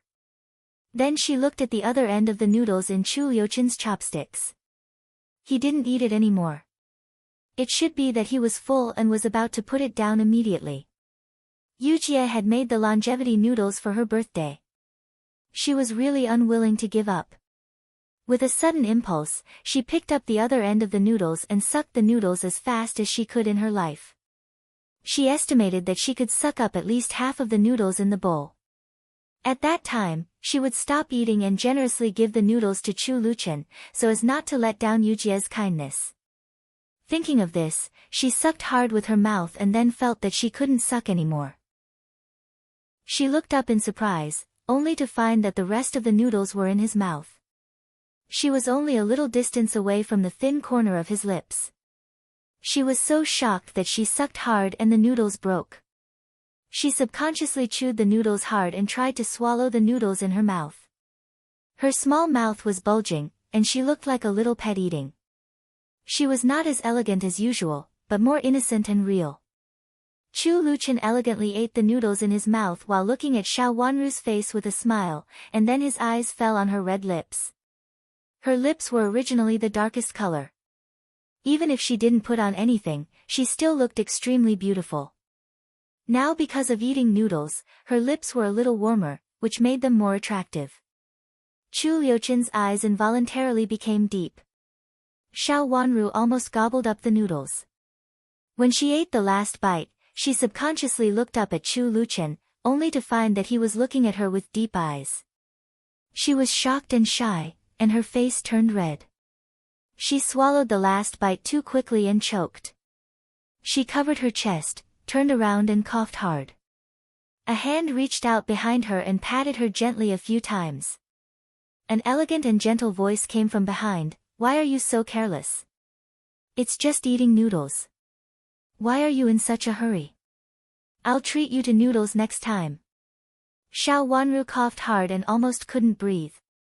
It was obvious that he suddenly ate the noodles and leaned so close to her, but he said that she snatched the noodles in a hurry. She was ashamed and annoyed. Her face was red, but she didn't know whether it was because of coughing or shyness. When she finally stopped coughing, a cup appeared in front of her. Xiao Wanru reached out to take it without hesitation and drank a few mouthfuls. Finally, she suppressed the discomfort just now. She raised her watery eyes full of tears because of coughing and looked at Chu Luchen accusingly. She tried to maintain a serious expression and said, "Your Highness, if you want to eat all the noodles, just tell me. Why did you snatch the noodles?" She was obviously very shy, but she still tried to pretend to be dignified and decent. However, her charming watery eyes were almost overflowing with tears, which made people feel sorry for her. She was obviously a child but pretended to be an adult. Chu Luchen felt more and more amused. She looked so aggrieved, but she didn't know it. She thought she was very solemn and strict now. The smile lit up every corner of his handsome face, and finally fell into his eyes. He reached out and gently pinched her tender and white face. Okay, I won't snatch the noodles in the future." If he continued to say it, this girl would definitely be ashamed into anger. After that, he took out a gift box from his bosom and pushed it in front of Xiao Wanru. "Take a look and see if you like it. This is my birthday gift for you. I heard that it's made by a famous artist." Made by a famous artist? Xiao Wanru tried not to think about what had happened just now. She reached out to take the box and was a little curious about the so-called made by a famous artist. She also had a set of jewelry made by a famous artist before, and she almost quarreled with Di Fenglan for this. She opened it and saw a set of tourmaline head ornaments and an orchid-shaped hairpin. Different from the very elegant color in the past, the orchid was in full bloom. It was made of yellow tourmaline and light purple. The craftsmanship was exquisite, and the orchid looked very elegant. However, after using these two colors, it became a little more unique. In addition, it was well made and was actually lifelike. The earrings were also in the shape of orchids. The two hanging earrings were two pink orchids, long and thin, with two green leaves. There was a forehead necklace with an orchid the size of a rice bead hanging in it. It was very small but very exquisite. There was a hint of red tourmaline in the jade white, making the whole necklace exquisite. Xiao Wanru had seen a lot of sets of jewelry with orchids as a set, but she had never seen such beautiful orchid jewelry. She was born in early autumn and used to like light and elegant orchids. Although Tang Qianyan was popular in the capital and there were not many people who liked orchids, she liked orchids only. "Thank you, Your Highness." Looking at the gift in her hand with great fondness, Xiao Wanru couldn't help but show a smile. She was also a girl, and she liked this kind of jewelry that was very attractive to her. Even if she couldn't wear it now, she still liked it when she looked at it. "I've sent the gift, and I'm here. Now it's time to go back. If anything happens, just ask Qing to come over." Chu Luchen looked at Xiao Wanru's smiling face with satisfaction, stood up, and said leisurely. Then, under Xiao Wanru's surprised eyes, he reached out his slender fingers to wipe Xiao Wanru's little face, and then a piece of chopped green onion appeared on his white fingers. Xiao Wanru's blush, which had just subsided a little, immediately spread all over her little face. She said angrily, "Your Highness. Don't hold me back. I really have something to do and have to leave." Chu Luchen pinched his fingers and felt the softness of the bottom of his hand. He raised his handsome eyes and said gently. His words were really like that of an elegant child in the secular world, and he was the kind of child who was untainted by worldly affairs. If he ignored his actions just now, it would be a miracle. Your Highness, please take care. I won't see you off. Xiao Wanru bit her lip and felt her teeth itching. This evildoer was not as good as his appearance. You don't have to see me off. I will leave by myself. Chu Luchen waved his hand gently and said. Then, under Xiao Wanru's angry big eyes, he walked slowly to the door, pushed open the half-closed door, and walked out when he saw a few servants standing in front of the door. Xiao Xuanzi hurriedly followed him. When he walked into the yard, Chu Luchen suddenly stopped and turned to look in the direction of the main room. His handsome eyes were gentle and noble, but there was a trace of coldness that could be sensed by others. Xiao Yenru, who was hiding in the window and peeping, hurriedly hid behind the curtain. At that moment, she seemed to feel that his eyes were looking at her like a sharp knife. Although she knew that it was unlikely, she still felt flustered. When she slowly leaned out, she found that Chu Luchen had disappeared in the yard. He should have left. She leaned back behind the curtain again, with jealousy and hatred in her beautiful eyes. She was Prince Chen's childhood sweetheart, but why did Xiao Wanru get Prince Chen's attention? With Prince Chen's cold and amiable character, he should not care about anyone. Why did he reach out to save Xiao Wanru at the gate of the imperial palace? Today, he came to the yard and went to Xiao Wanru's place instead of her. She was not convinced just because Xiao Wanru was Rui, and great elder princess's granddaughter and Prince Chen's so-called cousin. She rolled her eyes and sat down in front of the table with a sneer. Although Prince Chen was unlikely to inherit the throne, he was unparalleled handsome. Neither Prince Yu nor Prince Zhou could compare with him.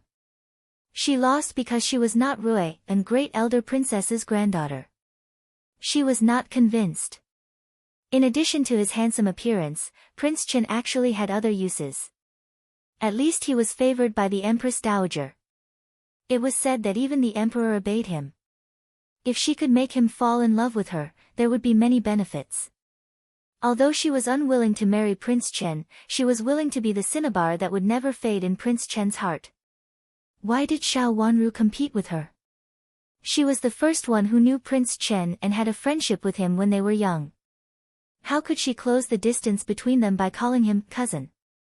Xiao Yenru rolled her eyes and pondered. She had to find an opportunity to get close to Prince Chen. Prince Chen had never liked others to get close to him. She had deliberately pretended to bump into him before, but she failed. Now what could she do to attract his attention? With a flash of light in her eyes, she suddenly thought of something and said to Shuqi, "Let's go and see Pushun Nun."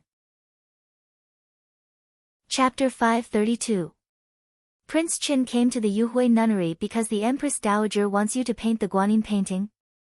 Xiao Yenru looked at Pushun Nun in surprise.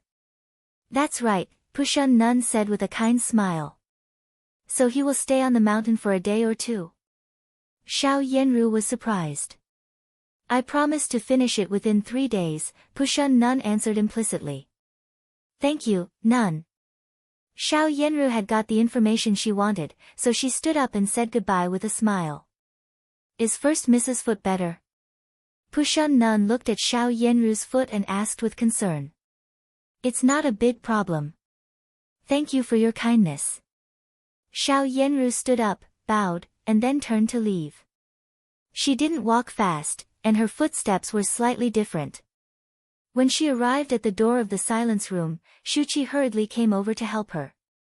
Looking at Xiao Yenru's back, Pushun Nun's eyes became increasingly gentle. At the gate of the courtyard, Xiao Yenru met Huiqing Nun and learned from her where Chu Luchen lived. He also lived in a fragrant room, which was not far from them. Standing at the gate, she thought for a while, and then turned to go to the fragrant room. The fragrant room was relatively large, with 3 main rooms. In the past, it was the place where noble pilgrims offered incense in the Yuhui nunnery, but now it became Prince Chen's temporary residence. Xiao Yenru didn't go to visit Chu Luchen directly, but sat down in a pavilion not far from his courtyard to enjoy the flowers. The pavilion was built on a protruding rock. It was neither high nor low, but one could see the situation in the courtyard from it. On the other hand, people in the courtyard could also see Xiao Yanru in the pavilion when they looked up. The main room was facing the pavilion. Standing by the window and looking out, one could also see her. There were a few chrysanthemums outside the pavilion, which were in the bud and looked elegant and beautiful. Xiao Yanru leaned lazily against the pillar of the pavilion. The beauty and the flowers were very eye-catching. No matter who saw this scene from a distance, he couldn't help but stop and look at her. Xiao Yanru had always been confident about her appearance. When Chu Luqian was a child, he was not enlightened. Now that he had grown up, of course, his attitude toward women was different from when he was a child. There were many cousins in the royal family, and there were also many princesses who got married. There were also many cousins.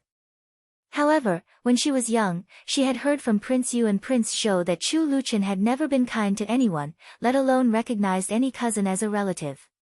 But just now, he actually recognized Xiao Wanru as his cousin, which meant that he was enlightened. That's great. She was afraid that Prince Chen would not be enlightened. Since he was enlightened, his attitude towards women was naturally different. Even if he was rude to her before, so what? Prince Chen was not an ordinary prince. He had always been cold to others and said whatever he thought. It was the same in the palace, let alone here.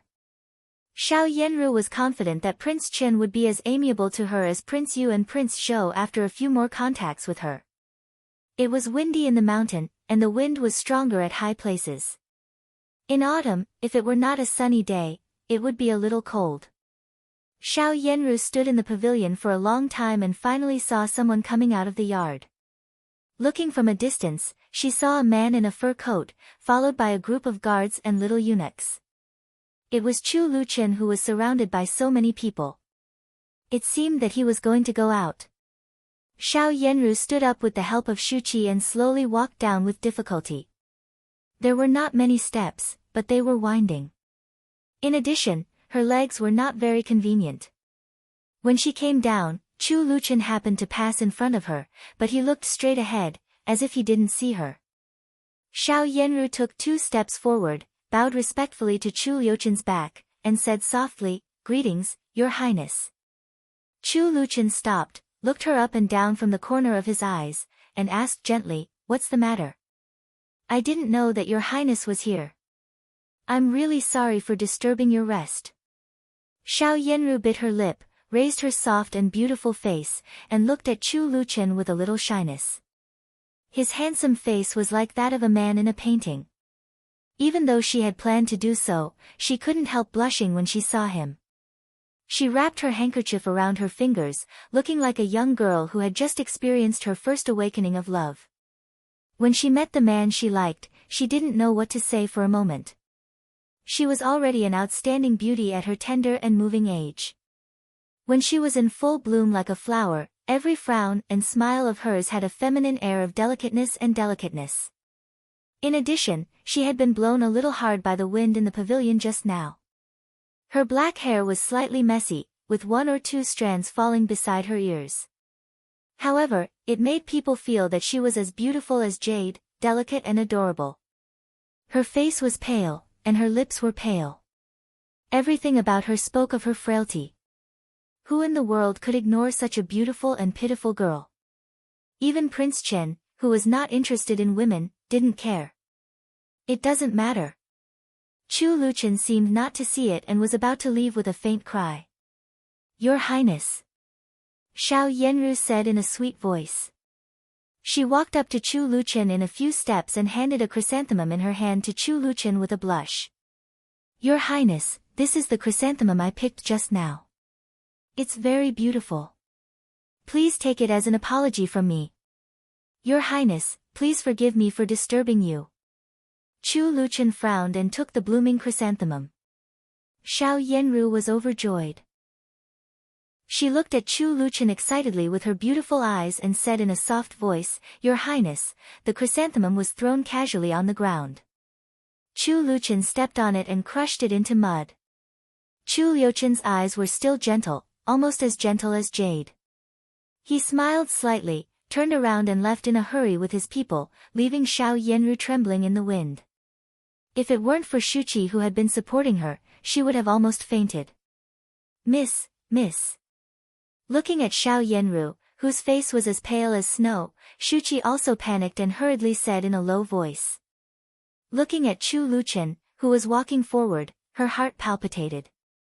Just now, she clearly saw that although the smile on Prince Chen's face was gentle, the corners of his mouth were slightly raised. That kind of gentle smile was more like a sharp sword, mercilessly cutting through the ambiguous love created by her miss. This Prince Chen was really different from Prince Yu and Prince Shou. What was more direct than ignoring was trampling on her mercilessly. Let's go. Xiao Yenru's face turned blue, then turned green, and then turned red with anger. Since she went down the mountain more than 2 years ago, she had been the object of everyone's pursuit. Whether it was Prince Yu or Prince Shou, they had promised her that they were willing to marry her. But before the situation was clear, she was unwilling to give them any accurate answer. But in any case, they both flattered her. If they had anything good, they would secretly send it to her to please her. Prince Chen was indeed an insensitive blockhead. However, before he reached the gate of his courtyard, he was stopped by someone. This time, it was Chiu Yu. Miss Xiao. Chiu Yu walked up to her with a smile on his face. He had asked someone to keep an eye on Xiao Yenru. Knowing that she had gone out, he asked someone to guard her at the door. Although they have been guarding for a long time. A little, but it was better than nothing. He hadn't seen the first Miss Xiao in the past few days, so he missed her very much. Shuchi took a step forward and stood in front of Xiao Yenru. As Xiao Yenru's personal maid, she certainly knew that Xiao Yenru didn't like Chiu Yu in front of her, so she naturally pretended to be a well-behaved maid to protect her master. Your Excellency, I'm sorry. Shuchi said with a serious face. I'm sorry indeed. I just want to ask, how is the first Mrs. injury? Chiu Yu rubbed his hands and said with a red face. The person he liked was right in front of him, but she was blocked by a maid. But even so, he still liked her, which showed that the first Miss Xiao was a well-behaved Mississippi. It was impossible for her to be the culprit behind the incident that day. Thinking that such a dignified and decent miss was misunderstood, he felt more and more sorry for her. He had explained to the people who saw her that day that it was impossible for the first Miss Xiao to come out at night because she had hurt her foot. But some people believed it while others didn't. Thinking of this, he felt more and more sorry for Xiao Yenru. My master is very well. Please don't disturb her, Your Excellency. If it is spread out, it will ruin her reputation. Shuchi was a little taller than Xiao Yenru, because Xiao Yenru needed her height on some special occasions. With her height and sturdier body than ordinary maids, Xiao Yenru almost hid most of her body behind her. Yes. I'm sorry. First Miss, please go back and have a good rest. Chiu Yu retreated to the side and said in a low voice, but his eyes were still searching for Xiao Yenru. How could there be such a beautiful and virtuous miss? Seeing that she hid behind the maid politely, he knew that she was really a good girl who didn't bully others. But in this way, he couldn't see her. For a moment, he was lost, only thinking that it would be good if she could steal a glance at him. Seeing Xiao Yenru walk past him without looking sideways, he felt inexplicably sad in his heart. It would be good if the first Miss Xiao could just steal a glance at him, but the first Miss Xiao was so well-behaved that she didn't even look at him. After the beauty went far away, he reluctantly withdrew his gaze, looked dispirited, kicked a small stone under his feet, and felt sad. After standing for a while, he looked up at the back of the first Miss Xiao who had gone far away and sighed softly. He really liked the first Miss Xiao. If there was a chance next time, he must ask her if he could go to Duke Xing's mansion to propose marriage. Even though his identity was not good enough for her, he would always be good to her and never let her down. However, he didn't know whether he could see her next time, or whether he could say a word to her even if he could see her. Chiu Yu was not sure. He turned around helplessly and walked back listlessly with his head down. Unexpectedly, there was a person standing behind him. When he turned around and lowered his head, he bumped into the person behind him. the person behind him reacted quickly. She reached out to grab his arm, took a step back and reminded him, "Qiu Yu, what are you thinking about? Be careful." Chapter 533. Yuan Qing, you have to help me. Qiu Yu grabbed Wen Shiqi's hand and called his name excitedly.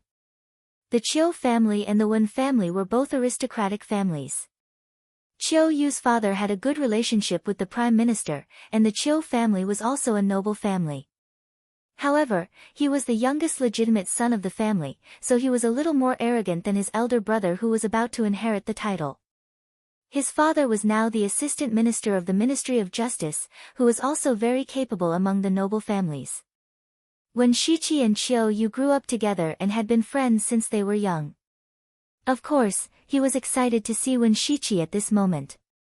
Wen Shiqi had been known as a genius since he was a child. He was extremely smart and could definitely help him solve the current situation. What's the matter? Wen Shiqi let go of Qiu Yu's hand, stepped back in disgust, and then turned to leave slowly. I heard that you were here, so I came to look for you after coming up the mountain. Wen Shiqi came up the mountain today. He now worked in the Ministry of Justice. Since such a big thing had happened in the Ministry of Justice, all the people who could be transferred here had been transferred here. They took turns to be on duty every few days. Today it was Wen Shiqi's turn to go up the mountain. He didn't know about the situation. When he looked for Qiu Yu, he knew that he was coming here, so he came here. He didn't expect to see Qiu Yu and the first miss of Duke Xing's mansion. Wen's mansion and Duke Xing's mansion lived next to each other. When the children of the two families were young, they occasionally played together, so they were naturally more familiar with each other than ordinary families. However, when they grew up, it was not convenient for them to meet each other, so they gradually drifted apart. Yuan Qing, please help me. I like the first miss of Duke Xing's mansion. I wonder if it's possible. Qiu Yu was a little embarrassed about his good friend, but he still said in a low voice. Impossible. Wen Shiqi interrupted Qiu Yu without hesitation and glanced sideways at him. There were some things that he couldn't say clearly, otherwise he would be suspected of ruining Qiu Yu's reputation. When he was young, he could tell that the first Miss Xiao was scheming. At that time, his younger sister was still alive. Xiao Yanru seemed to like to play with his younger sister very much, but she was indifferent to his younger sister. Whenever Xiao Yanru did something wrong, she would always take the blame for his younger sister, and then she would gently comfort her younger sister behind others. However, her silly sister didn't understand. She was deceived by Xiao Yanru, but she still chased after Xiao Yanru happily. Even though she had been wronged and knew that it was Xiao Yanru who did it, she immediately wiped away her tears and followed Xiao Yanru happily just because Xiao Yanru said something nice to her in private. Why is it impossible? My father is Count Liang and the assistant minister of the Ministry of Justice. Even though I am the youngest son and cannot inherit the title, I am still not someone ordinary people can compare to. Without Xiao Yanru by his side, Qiu Yu became quick-witted, patted his chest, and said complacently. It was not that he was arrogant. There were indeed many people who wanted to marry him. It was just that he had no intention of getting married before and had been looking for excuses to refuse. Can your father rule over the world?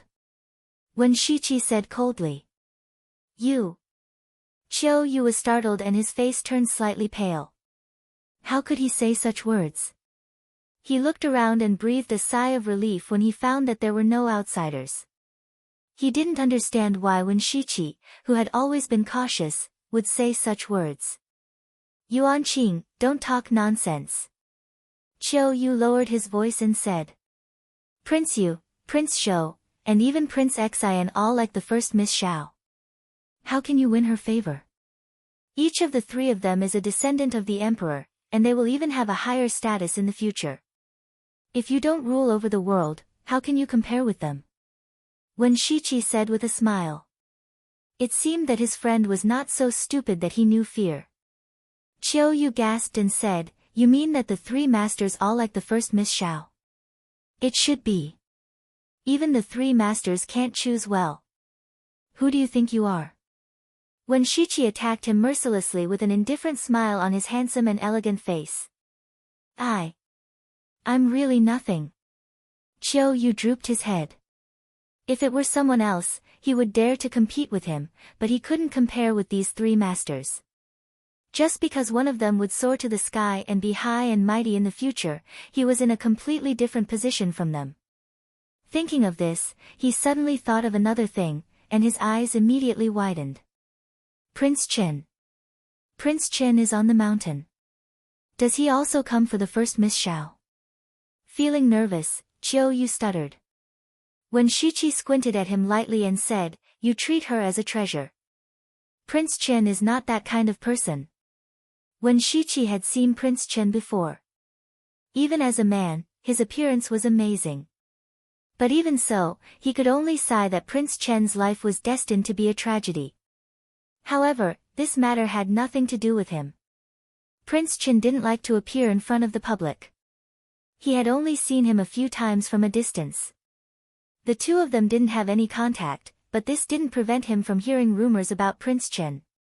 He knew that Prince Chen looked gentle on the surface, but in fact, he was very cruel and had no tender feelings for the fairer sex. In Prince Chen's eyes, beauties were probably just pink skeletons. Moreover, he was so handsome that no one in the world could match his appearance. In fact, the so-called first beauty was not good enough in front of him. A slender figure inexplicably flashed through his mind. Even though that girl was a little young, her appearance was exquisite and beautiful. Even though she was still young at that time, after 2 years, she had already grown up. She should be a stunning young lady. He reached out to rub his eyebrows and inexplicably thought of those dreams. Those messy dreams hadn't disturbed him for a long time, but when he thought of them at this time, he thought of them again. In the dream, he seemed to be very close to her. However, dreams were dreams after all, and they were not real. It was just that when he met her at that time, he thought too much about it and had a dream at night. Later, after she went up the mountain, the dream gradually decreased. Do the first Miss Xiao and the fifth Miss Xiao both live there? He put down his hand, looked at Qiu Yu, who was quite shocked, and asked with a faint look in his eyes. Qiu Yu thought that he was asking about the situation on the mountain, so he immediately said weakly, "Yes, this courtyard was originally used by the first Miss Xiao when she learned painting from Pushun Nun on the mountain. Later, the fifth Miss Xiao went up the mountain and saw that her courtyard was empty, so she occupied it. Now the first Miss Xiao also lives on the mountain, and the fifth Miss Xiao doesn't intend to give it up. Now the two sisters are squeezed in this courtyard, but the fifth Miss Xiao's courtyard is empty." He didn't like Xiao Wanru from the bottom of his heart. He always felt that there was something fishy about what happened that night, and it was very likely that it was the fifth Miss Xiao who made it. It was obviously the fifth Miss Xiao and Qi Tianyu who caused it, but later everyone suspected the first Miss Xiao. For this reason, Qiu Yu felt that Xiao Wanru was very annoying, so he was not kind to her in his words. "What's wrong? Did something happen?" When Shichi knew Qiu Yu very well. As soon as he heard Qiu Yu's tone, he knew that something had happened, so he said with a calm smile. "Yes, something happened. Come and judge." Qiu Yu had to hide it from others for the sake of Xiao Yanru's reputation, but when Shichi was different. When Shichi was his good buddy who grew up with him. Moreover, he admired his buddy the most. When he was young, when Shichi had helped him deal with the aftermath many times, so Qiu Yu trusted when Shichi very much. He told the cause and effect of what had happened that night and what he asked Qi Tianyu later. Then he said angrily, Qi Tianyu clearly said that the woman was not the first Miss Xiao, but he was unwilling to explain it to others. I don't know what he wanted to do. Could it be that he rebelled at the sight of Xiao Yanru and wanted to ruin the first Miss Xiao's reputation so that he could marry her? When Shichi fell silent for a moment and rolled his eyes. He had figured out the general details. At that time, Qin Huayong seemed to want to marry him, so he specially investigated Xiao Wanru's affairs.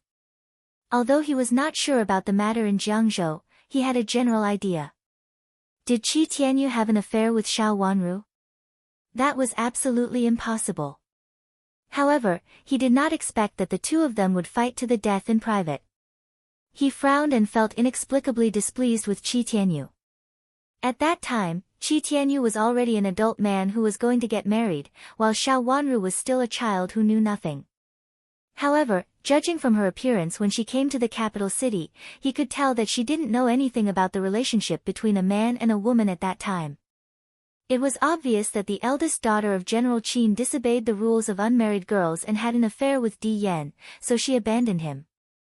In this matter, Qi Tianyu was a victim, so was Xiao Wanru. Qi Tianyu didn't vent his anger on the first miss of Qin's mansion, but on the ignorant Xiao Wanru. Moreover, he said that he would fight to the death, which was really contemptible. As a man, how could he have the nerve to bully a little girl? Don't believe Qi Tianyu's words too much. If you let him say that, you will make him bear the reputation of having an affair with a woman. No matter who the woman is, it will be bad for his reputation. He hasn't married for so many years, so he must want to marry a noble girl.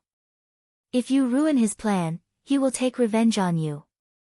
Wen Shiqi said lightly. As the top scholar and Qi Tianyu, they must have had a relationship. However, Wen Shiqi could see more clearly than others, so he naturally wouldn't be confused by Qi Tianyu's appearance. He does have a bad character in private. No matter who the woman is, he has an affair with her. How dare he dream of marrying a noble girl? Qiu Yu spat. Compared with Qi Tianyu, he certainly trusted Wen Shiqi more. Just be careful. Don't meddle in other people's business. Find the files of the investigation in the past few days and give them to me. I want to have a look. Wen Shiqi said casually. This kind of thing was indeed someone else's business, and it had nothing to do with him. If it weren't for the fact that he had dealt with Xiao Wanru before, he wouldn't even ask about it. The two of them turned back while talking. Chapter 534. Is your fifth miss here? Xiao Xuanzi came out from behind Chu Luchen and asked with a smile. My fifth miss is here. Qing looked at Xiao Xuanzi and then at Chu Luchen, who looked gentle but cold, and then hurriedly turned back to report. Because she left in a hurry, she bumped into Xiao Yanru, who came over in a hurry, and almost knocked Xiao Yanru down. Qing hurriedly grabbed Xiao Yanru's hand and said anxiously, First miss, I'm sorry. I went to report to my fifth miss and left in a hurry. After saying that, she let go of Xiao Yanru's hand and ran inside quickly. Xiao Yanru was so angry that her face turned pale. If it weren't for Chu Luchen standing in front of her, she would have asked someone to drag Qing away and beat her to death. What was the point of having an unruly little maid? Xiao Yanru took 2 steps forward, bowed slightly to Chu Luchen, and said in a sweet voice, Your Highness, I'm sorry. This is my fifth sister's maid. She is as straightforward as my fifth sister. Chu Luchen didn't even look at her and walked into the yard. Xiao Xuanzi squeezed to Xiao Yanru's side and said politely to her, First miss, you're too polite. My master has something to discuss with the fifth miss, so I won't bother you. After saying that, he cupped his hands to Xiao Yanru and hurriedly followed Chu Luchen. Several guards stood in the yard and looked around vigilantly, including Xiao Yanru. She put her hand on the sharp sword at her waist. Even if she only put her hand on the hilt of the sword, she still looked a little flustered and frightened. Xiao Yanru was not only shy, but also held Shuqi's hand tightly and pinched it hard. She didn't come for her, but for Xiao Wanru again. Shuqi's face turned pale because of the pain, but she didn't dare to make a sound. She just begged in a low voice, First miss, let's go back and have a rest first. Your foot hasn't recovered yet, so you shouldn't walk too much. Xiao Yanru turned around gently, slowly relaxed her hands, and helped Shuqi into her main room in a delicate and timid manner. After entering the room, she raised her hand and gave Shuqi a slap, which made Shuqi take 2 steps back and almost fall down. She reached out to cover her face with her red eyes, but she did not dare to shed tears and just looked at Xiao Yanru timidly. After slapping her, Xiao Yanru ignored her and sat down on the chair by the window. From this position, she could see Chu Luchen clearly when he came out. Why did he look for Xiao Wanru again and again? Seeing that her master had calmed down, Shuqi hurriedly let go of her hand covering her face, went to pour a glass of water for her, and then stood behind Xiao Yenru obediently. Even though her hands and face hurt, she did not dare to make a sound or reach out to rub her face in front of Xiao Yenru. Hitting or pinching someone wouldn't kill them, but rubbing them could. Your Highness, why are you here again? Xiao Wanru looked at Chu Luchen, who had returned, in astonishment. What's wrong? Don't you welcome me? Chu Luchen squinted at her, sat down on the mat, picked up the teacup on the table, and drank it up. Seeing Chu Luchen put down the teacup, Xiao Wanru blushed. It was obvious that she had drunk half of the teacup just now. I forgot to give you Imperial Grandmother's gift. Chu Luchen took out another jewelry box from his bosom and said, Imperial Grandmother said that when you go down the mountain, you can go to the Imperial Palace to accompany her when you are free. The token she gave you before is still useful. What does Empress Dowager mean? Xiao Wanru asked suspiciously. Nothing special. It's just Imperial Grandmother's gift. Chu Luchen stood up and said as he walked out. Because he came and left suddenly and was still talking, Xiao Wanru had to send him out. Chu Luchen didn't stop walking, waved his hand to Xiao Wanru in the yard, and said very dismissively, you can go back. I've already delivered Imperial Grandmother's message, and I've also sent the gift. Yes, thank you, Empress Dowager. Thank you, Your Highness. Xiao Wanru stopped and looked puzzled. She watched Chu Luchen leave in a daze, and then turned back to the silence room with a slight frown. As she looked around, she had already seen Xiao Yenru in front of the window of the main room. Chu Luchen came inexplicably and said something inexplicable. He should have said it in the room, but he said it in the yard. If he didn't say it to her, he must have said it to Xiao Yenru. Xiao Yenru's heart skipped a beat. Yujie, put away Empress Dowager's gift. She ordered Yujie beside her softly. Her voice was not loud, but it could be heard far in the empty yard. Xiao Yenru, who was in front of the window, heard it clearly. Empress Dowager actually gave Xiao Wanru a gift, and her face immediately changed. No wonder Prince Chen came back. It turned out to be Empress Dowager's order. Empress Dowager doted on Prince Chen the most, and Prince Chen was most obedient to Empress Dowager. She didn't know what gift Empress Dowager gave Xiao Wanru and why Empress Dowager thought highly of Xiao Wanru. She almost twisted the handkerchief in her hand, and her eyes were full of jealousy. Fortunately, Prince Chen didn't come here willingly, but what did Empress Dowager mean? Was it because of Rui and Great Elder Princess? Why did a woman picked up halfway should be more favored by Empress Dowager than her? Empress Dowager even gave her a gift and made Prince Chen come here specially. Thinking of this, she felt unwilling. She gritted her teeth and sat in front of the window with a gloomy face. She put down the handkerchief in her hand to pull the fluttering curtain. A wind blew and fluttered the curtain, so she couldn't see Xiao Wanru's expression at this time. Judging from her words, Xiao Wanru must be very proud. What about Empress Dowager? Empress Dowager was old, and the next emperor would be in charge in the future. When she became the mother of the world in the future, even if she was Empress Dowager, so what? She slightly raised the corner of her mouth and showed a cold smile. She reached out to pull the curtain, and the corner of her eyes fell on a silver hook hanging on the curtain. Suddenly, she thought of something, and her smile became more and more funny. She had done it a little foolishly before. How could she let others do it when she was the one who did it? Her grandmother had not finished the trap she had set before. She borrowed an opportunity from Pushun Nun and didn't kill Xiao Wanru. Then she would let her grandmother continue. She just needed to keep an eye on it. Even if there was a fire, it wouldn't burn her. Her grandmother's matter had nothing to do with her. That afternoon, Xiao Yenru sent 3 letters, which were sent by Huiqing Nun. One was to old Madam of Duke Xing's mansion, and the other 2 were sent to her personal maid Moyan. She knew who to send them to. At the same time, Chu Luchen also received a letter of information. After reading the sealed information in his hand, Chu Luchen put down the letter with a gentle face. He picked up the tea at hand and took a sip, with a smile in his eyes. Master, what do you think we should do? Seeing that his master was in a good mood, Xiao Xuanzi came up and asked in a low voice. Nothing. Just let him go. Let's play it by ear and see when he plans to make this matter known. The posthumous child's trick is really good. Everyone wants to get involved in it. Chu Luchen said casually. Master, will they come to you?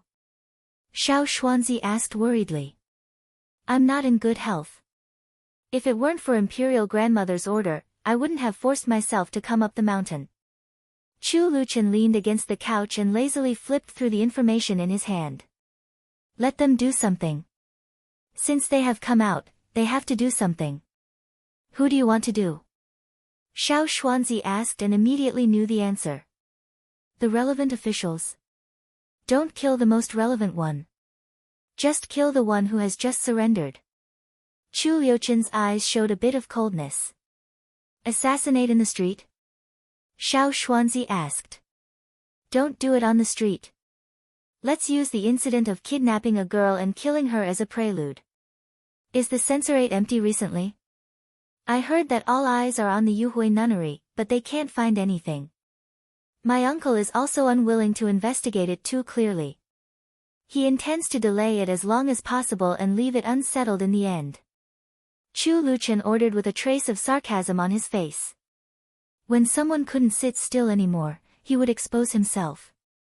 That would be the best, so that he wouldn't have to do anything. Yes, I understand.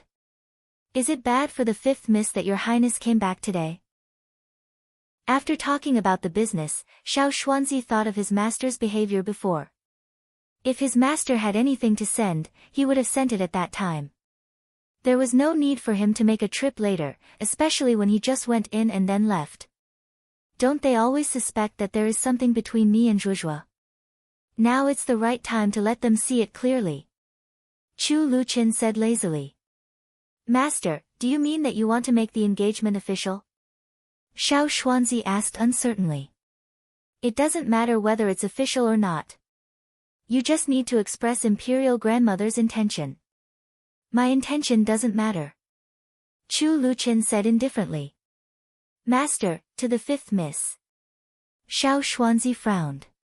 He clearly felt that his master treated the fifth miss differently, but why did his master mean the same thing? I don't care about Zhuozhuo's intention. That's what they want to see. Just let them see it. Chu Luchen squinted at Xiao Xuanzi, reached out to pat his head, and waved his hand. Go and do your work. Xiao Xuanzi was stunned at first, and then suddenly understood. He was immediately overjoyed and nodded repeatedly. Master, I'm going to do my work right now. It turned out that this was what his master wanted others to see. Since others didn't want him to care about the fifth miss, he naturally couldn't care about her, so as not to cause trouble for the fifth Mississippi. From this point of view, his master really treated the fifth miss differently. Xiao Xuanzi felt that he had to treat the fifth miss more like a mistress in the future. His master's health was getting better and better.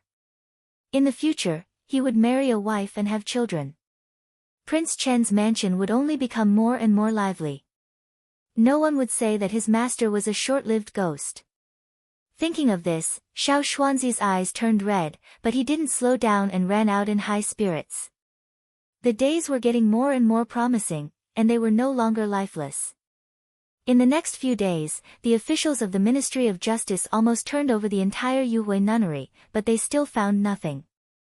In the end, after the emperor flew into a rage and scolded several ministers, another thing happened, which was related to an official of the Ministry of Justice. Chapter 535. Xiao Wanru, who lived on the mountain, was uninformed. She didn't know that the outside world had been in chaos because of this case. She only saw that some personnel of the Ministry of Justice began to withdraw, and they seemed to be investigating and investigating.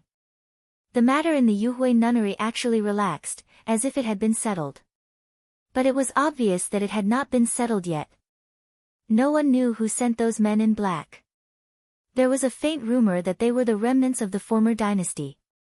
Dongzong had been founded for decades, and there were still descendants of the former royal family. With such a piece of news, the matter of the black-clothed men would be easily resolved. The previous dynasty had revolted a few years ago, and the current matter had no evidence to back it up, so it must be the remnants of the previous dynasty who caused the chaos. Old Madam sent more than 20 old maids over, saying that they wanted to find the previous offerings. After the Buddha hall was burned, Old Madam went down the mountain in a hurry. After that, the people of the Ministry of Justice entered and focused on investigating the case. No one was in the mood to pay attention to the Buddha hall. Only the nuns of the Yuhui nunnery came to clean up from time to time.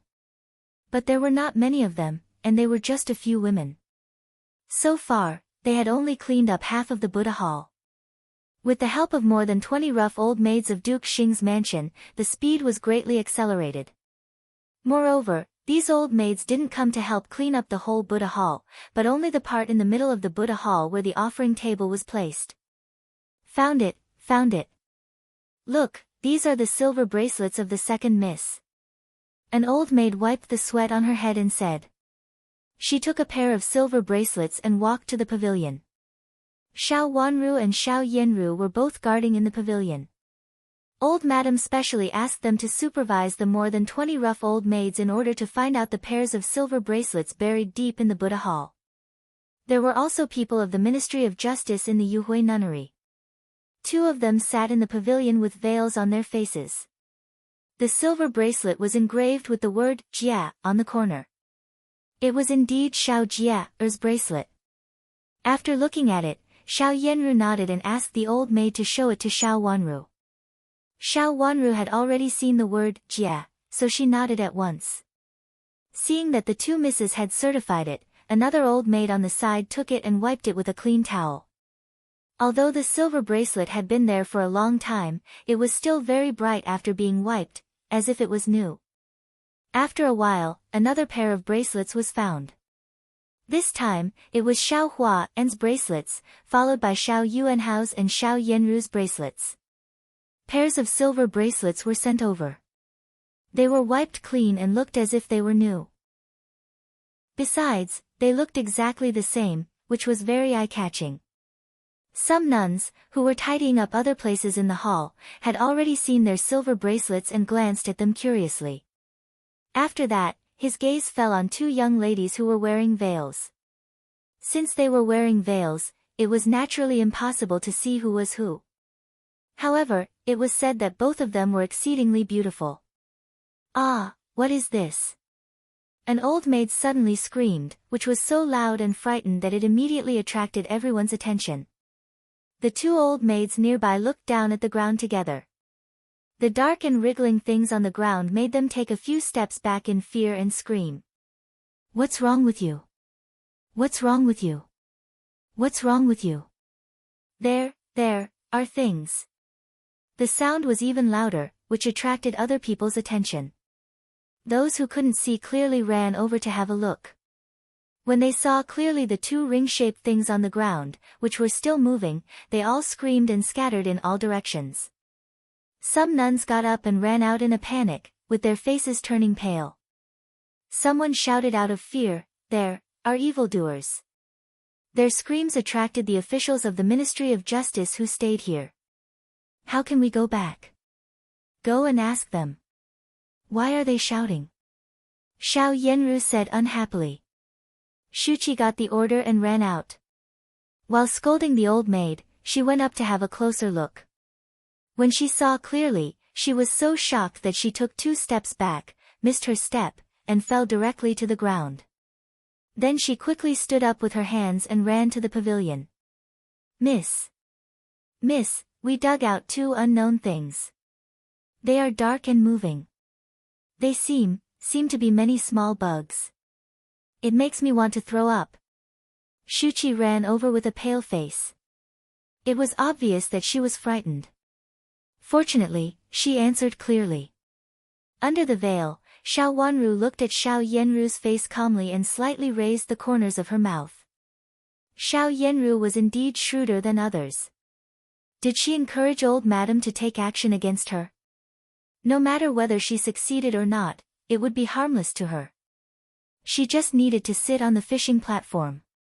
Sure enough, Xiao Yanru was the most insidious one. In the last life, she was killed by Xiao Yanru in this way. Fifth sister, let's go and have a look. Xiao Yanru was also looking at Xiao Wanru. Both of them were wearing veils, so no one could see the expression on each other's face. She looked a little complacent, but said in an extremely gentle tone, as if she really knew nothing about it. I'd better not. Look, there are officials of the Ministry of Justice coming over. If there is something bad, let them have a look.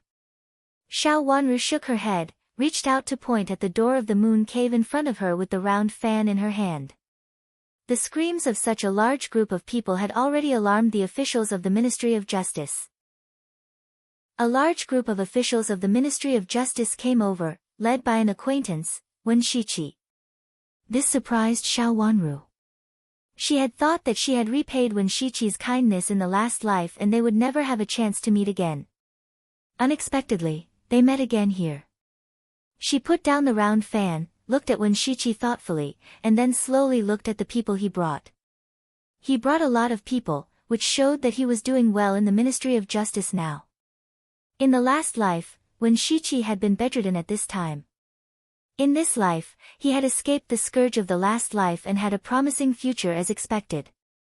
Let's go and have a look. Wen Shiqi also looked at the two round rings. He couldn't see clearly what they were, but there were some tiny black worms wriggling on them, which looked like ants. One of his subordinates came over and picked up one of the rings with a branch. After picking it up and looking at it, he reported, "Your Excellency, it's a kind of large ants attached to it." There was a circle of black ants on it. Because they were all alive, they looked like black wriggling things in people's eyes. It was extremely disgusting and horrifying, which was why there was such a big commotion. "Your Excellency, can you ask someone to help get rid of the ants on it?" After receiving Xiao Yanru's order, Shuqi ran down. She was Xiao Yanru's maid, so she naturally knew Wen Shiqi. "Help me get rid of the ants on it." Wen Shiqi nodded and gave an order to the people he brought here. The people brought by Duke Xing's mansion and the people from the Yuhui nunnery were all women, so they were extremely scared to see the ants gathered together. The officials of the Ministry of Justice had seen more horrifying things, so they naturally wouldn't be scared by a few ants. A few people had already gone over, picked up the rings with branches, and then threw them into the pool on one side. Immediately, a layer of black ants spread on the water surface. Although several old maids watching the fun were old, they had never seen such a disgusting scene. They were all shocked and narrowed their eyes, not daring to look at the layer of black ants. How many ants were there to make the surface of the water look like this? What was underneath? Why were there so many disgusting ants surrounding it? When they were digging just now, they didn't see any ants on anything else. Why did these two circles suddenly appear? "Your Excellency, our miss invites you over for a talk." After thanking him, Shuqi bowed to Wen Shiqi and said. Wen Shiqi turned around and walked to the pavilion. When he arrived at the pavilion, Xiao Yanru and Xiao Wanru had already stood up. Seeing him coming over, they bowed to him together. "Third young master Wen, please sit down." Xiao Yanru and Wen Shiqi were old acquaintances, so she naturally pointed to the stone stool on one side and said with a smile. Xiao Wanru remained silent. "First Miss Xiao, fifth Miss." Wen Shiqi said with a slight smile, walked into the pavilion naturally, and sat down on the stone stool between them. Shuqi hurriedly poured a cup of tea for him and then retreated behind Xiao Yanru cleverly. Yujia looked up at her miss, and then stood behind Xiao Wanru obediently as if she didn't know him. "Third young master Wen, do you know what it was just now?" Xiao Yanru also sat down and asked softly. Wen Shiqi looked at the pairs of shiny silver bracelets on the table. If he hadn't figured it out before, he immediately understood at this moment and said, "It should also be a pair of bracelets." Xiao Wanru lowered her head and sat quietly. Only the round fan in her hand gently fanned a few times. She didn't say anything, nor did she answer, as if it had nothing to do with her at all. She was the younger one, so she should take Xiao Yanru's orders. Moreover, Xiao Yanru seemed to be old acquaintances of Wen Shiqi. Bracelets? How could it be? It's said that bracelets can ward off evil spirits. Besides, these pairs are also buried there. Why are they all fine? Only that pair of bracelets is in trouble. Xiao Yanru asked in surprise. She put down the round fan in her hand and reached out to touch the pairs of bracelets that had been wiped. Miss, don't touch them first. Maybe they also bumped into some evil spirits. Shuqi was startled, reached out to stop her in a hurry, and tried to persuade her. Xiao Wanru rolled her eyes slightly and raised the corners of her mouth slightly. It turned out that they were waiting for her here. In fact, she had been suspecting this as early as after her maternal grandma found out the smell on the longevity lock. Xiao Yanru seemed to be frightened. She slowly withdrew her hand and said in an embarrassed voice, "How could it be an evil spirit?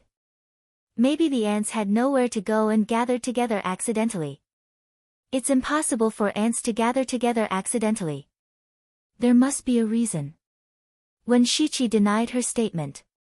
He glanced at Xiao Wanru, who was sitting aside and waving the round fan in her hand, with an imperceptible gentle smile flashing across his eyes. She was pretending to be unfamiliar with him.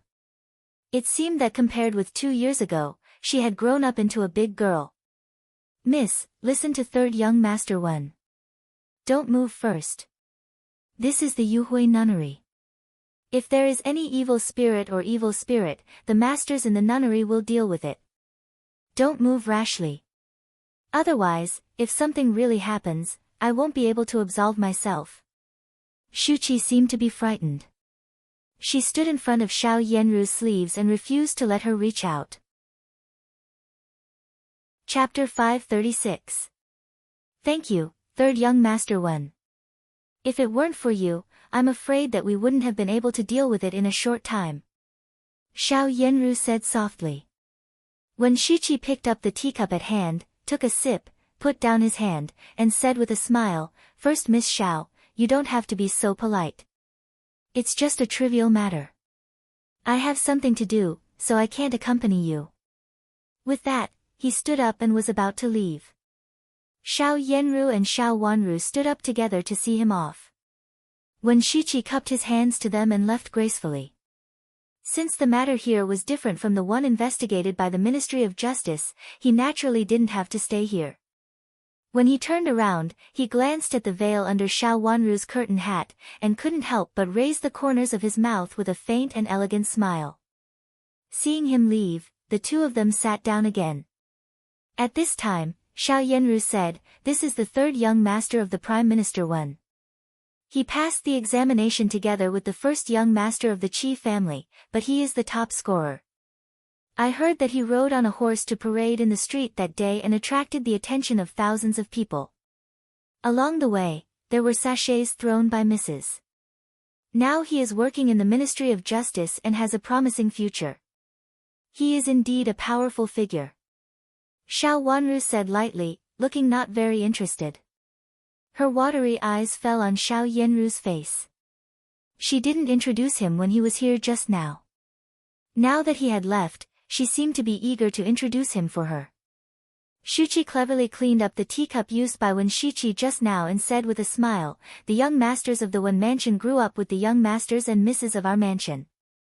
When they were young, the third young master Wen was good at taking care of others. First Miss, you were a little distant just now.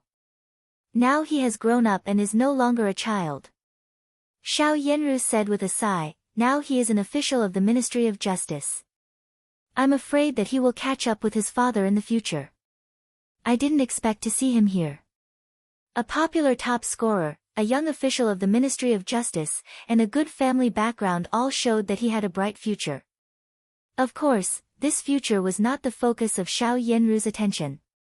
Compared with a magistrate, Wen Shiqi was in charge of this area now, which could be used to deter Xiao Wanru. No matter how powerful Ruian Great Elder Princess was, she could not officially intervene in the affairs of the Ministry of Justice. It was a pleasant surprise that when Shichi was here, the two families had been in contact with each other. If she needed help, she could ask Wen Shichi for help in private. Because of their childhood friendship, she had more connections than Xiao Wanru, who knew no one. Compared with asking Qiu Yu for help and having to refuse his pestering afterward, Wen Shichi's help was simple, convenient, and much safer. Xiao Wanru didn't answer, just nodded, picked up the teacup, lifted the gauze curtain slightly, took a sip, and then put it down. After that, she looked at the two old maids who ran over. The two old maids each held a bracelet in their hands and weighed it with their fingers, as if there were still big stains on it. In fact, they had been washed in the water just now. "Miss, this pair of bracelets belongs to fifth miss," an old maid said and was about to present the bracelets to the stone table. "Don't put it down, don't put it down. How dare you put such an evil thing in front of our Mississippi?" Shuchi screamed loudly, shook the handkerchief in front of her a few times, and turned her head, as if she would be stained by something evil if she just looked at it. The two old maids were so scared that they loosened their hands, and the pair of bracelets fell to the ground. "Whose bracelets belong to?" Xiao Yenru also gently covered her nose with a handkerchief and asked. It belongs to fifth Mississippi. I've seen it just now, and it has the fifth Miss's name on it," an old maid stammered.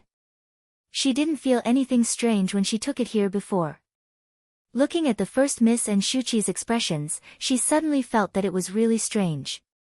Would she be bewitched if she took it here like this? "My bracelets?" Xiao Wanru said with a slight smile. Yes, they belong to fifth Mississippi. We've also seen them just now." Although the other old maid was afraid, she also said boldly at this time. Xiao Wanru's dark eyes fell on the bracelets that fell to the ground. Coincidentally, she saw the word "Ru" at the end of the bracelets. "This is my bracelets. I haven't worn them before. How did they become like this?" Xiao Wanru said with deep eyes. "I don't know what's going on. How did the bracelets become like this? When I came here before, I saw these pairs of bracelets. Every pair was in good condition and was kept by my grandma. How did they become like this?" Xiao Yenru also said with a surprised look. "Go dig up other bracelets and see if they are also like this." After thinking for a while, she gave an order. "Yes, we'll dig them up right away." The two old maids looked at the bracelets that fell to the ground, and none of them dared to stay here. Hearing Xiao Yenru's words, they hurriedly stood up and ran out. They didn't want to stay here with such strange bracelets. It became quiet in the pavilion again. The bracelets still fell there, and no one sent anyone to pick them up. The two of them didn't talk anymore. It seemed that both of them were in a heavy mood and were in no mood to talk. After a while, the other people's bracelets were dug up. They were all fine, and there was no more strange thing like the previous bracelets. The people in the hall had begun to whisper that the fifth Miss Xiao's bracelets were very strange and that she must have been bewitched. Otherwise, how could the bracelets be fine while the others were fine? Otherwise, there must be something wrong with the bracelets. "Fifth sister, shall we go and ask the nun of the Yuhui nunnery?" Xiao Yenru looked at the pairs of bracelets in front of her and then at the pair of bracelets that fell to the ground, and said helplessly. "Shall we go and ask Pushun Nun?" Xiao Wanru said softly, which meant that she agreed. "Pushun Nun likes to cultivate in seclusion, so we'd better not bother her. Let's go and ask Puming Nun. Puming Nun is in charge of such matters in the Yuhui nunnery." Xiao Yenru shook her head and said. "Then let's go and ask Puming Nun." Xiao Wanru nodded and stood up. Puming Nun was also a member of the Pu generation in the Yuhui nunnery, so she had a high status in the Yuhui nunnery. Although she was not conspicuous among the other nuns and could not compare with Pushun Nun and Puyu Nun, she was also a famous nun. Xiao Wanru had also heard of her reputation in the Yuhui nunnery. "Pick up the bracelets," Xiao Yenru told Shuchi. "Miss. I'm afraid." Shuchi knelt down with a plop and said with a pale face, I'd better ask the two old maids to bring them here." Xiao Yenru frowned impatiently and said unhappily, "Hurry up." "Yes, I'll get them right away." Shuchi hurriedly stood up, picked up her dress and went to find the two old maids. After walking around for a long time, she found the two old maids, who were also trembling with fear, and then asked the old maids to carry the bracelets with a small branch to Puming Nun. No one noticed that the little maid, had appeared here. Seeing the cakes that had been dug out, she carefully picked up some with a handkerchief while everyone was talking. After the two masters left, all the old maids of Duke Xing's mansion immediately began to talk. In order to show that they were knowledgeable, they all said that the bracelets were evil and very strange. Why are the bracelets so strange? Why are the other Mrs. and Child's bracelets all fine? An old maid lowered her voice and said. Her words made the old maids around nod repeatedly. They were all old maids who did rough work, and they used to believe in these things very much. The more they said, the more reasonable they felt it was, and the more strange they felt. One of the old maids who dug out the bracelets first felt that her hands and feet were cold. Her whole body trembled, and her lips trembled twice before she found her voice. "Do you think I dug out the bracelets? Will something happen to me?" "You're right. Why do you look so pale?" The old maid beside her glanced at her, took a few steps away from her, and said while looking at her face in surprise. I'm not." The old maid who had dug out the bracelets reached out to cover her chest, feeling stuffy and almost out of breath. Am I bewitched? It's a little like that. Sister-in-law, are you really okay?" Another old maid said with concern, but she stayed far away from her, as if she was afraid of being infected with something bad. The old maid felt more and more stuffy in her chest. She reached out to cover her chest, widened her eyes, and gasped hard. Her legs went weak, and she fell heavily on the broken tiles. She felt dizzy, tilted her head, and fainted. What should we do?" The old maid screamed. "Carry her to the pavilion to have a rest," the leading old maid said loudly. Several old maids came over and wanted to carry her, but they didn't dare. They looked at the leading old maid and found that they were all timid. If they had some doubts before, they were now convinced that there was definitely something wrong with the bracelets. Otherwise, how could such a strong person faint so easily? "Carry her there first, or something will really happen." The consul's old maid shouted, "If something really happens, none of you here can escape." Hearing her words, several old maids timidly carried the fainted old maid into the pavilion. "Look, her face has turned purple. It looks so scary, as if she has been possessed by an evil spirit." "That's right. In the past, she was the best at work. She was very energetic in all kinds of work. She was also very strong. How could she suddenly faint? This is terrible. There are so many ants. It's really uncomfortable to see. There must be something wrong with the bracelets. But there is nothing wrong with the other bracelets. Why is there something wrong with the pair of bracelets of the fifth miss? There must be something wrong with the fifth miss." As a result of their words, they inferred a problem that no one dared to think about. When the last old maid said this, she immediately knew that she had made a slip of the tongue. She hurriedly reached out to cover her mouth, looked at several old maids around her in panic, and begged. I was just talking nonsense. I was talking nonsense." The other old maids looked at each other with a pale face. They even felt that it was true in their hearts, but they didn't dare to follow her words. The supervisor old maid scolded weakly, "Grow a brain in the future. Don't talk nonsense like this. If the fifth miss hears it, she will kill you." Yes, I won't do it again." The old maid who said something wrong nodded and bowed. "Send someone to inform old madam of this matter. This kind of thing has to be reported to old madam." The supervisor old maid thought for a moment and said. I'll go. Chapter 537. Nun, what do you think of this? The silver bracelets were placed in front of Puming Nun, and the two old maids felt cold all over. They regretted picking up the bracelets and showing them to the two misses in order to get credit. If they had known that the bracelets were so evil, they would not have snatched the credit. The two old maids shrank to one side and leaned against each other tightly, as if only in this way could they have some strength. Well, it's really not good. This kind of thing has happened before, but... Puming Nun also looked hesitant. Looking at the silver bracelets in front of her, she stammered.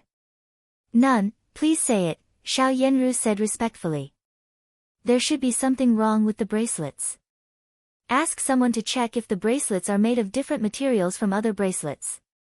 If there is no difference, ask someone to check if there is anything strange on the bracelets. If there is nothing strange, it may really be evil. Puming Nun said slowly in a low voice. This time, not only did the two old maids feel cold all over, but also their hearts, and their faces turned pale. Others might not know, but the old maids who came to dig out the bracelets all knew that all the bracelets were the same. They were bought by old madam for several childs and misses in the mansion. Even if it was to show fairness, it could not be different. Xiao Wanru smiled slightly and sneered in her heart.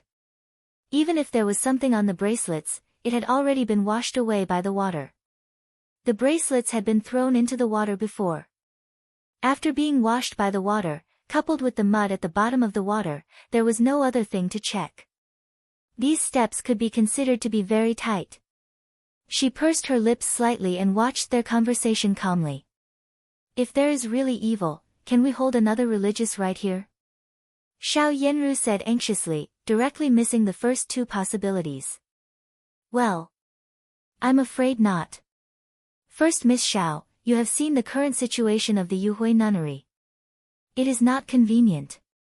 Moreover, the previous hall was held for Duke Xing's mansion.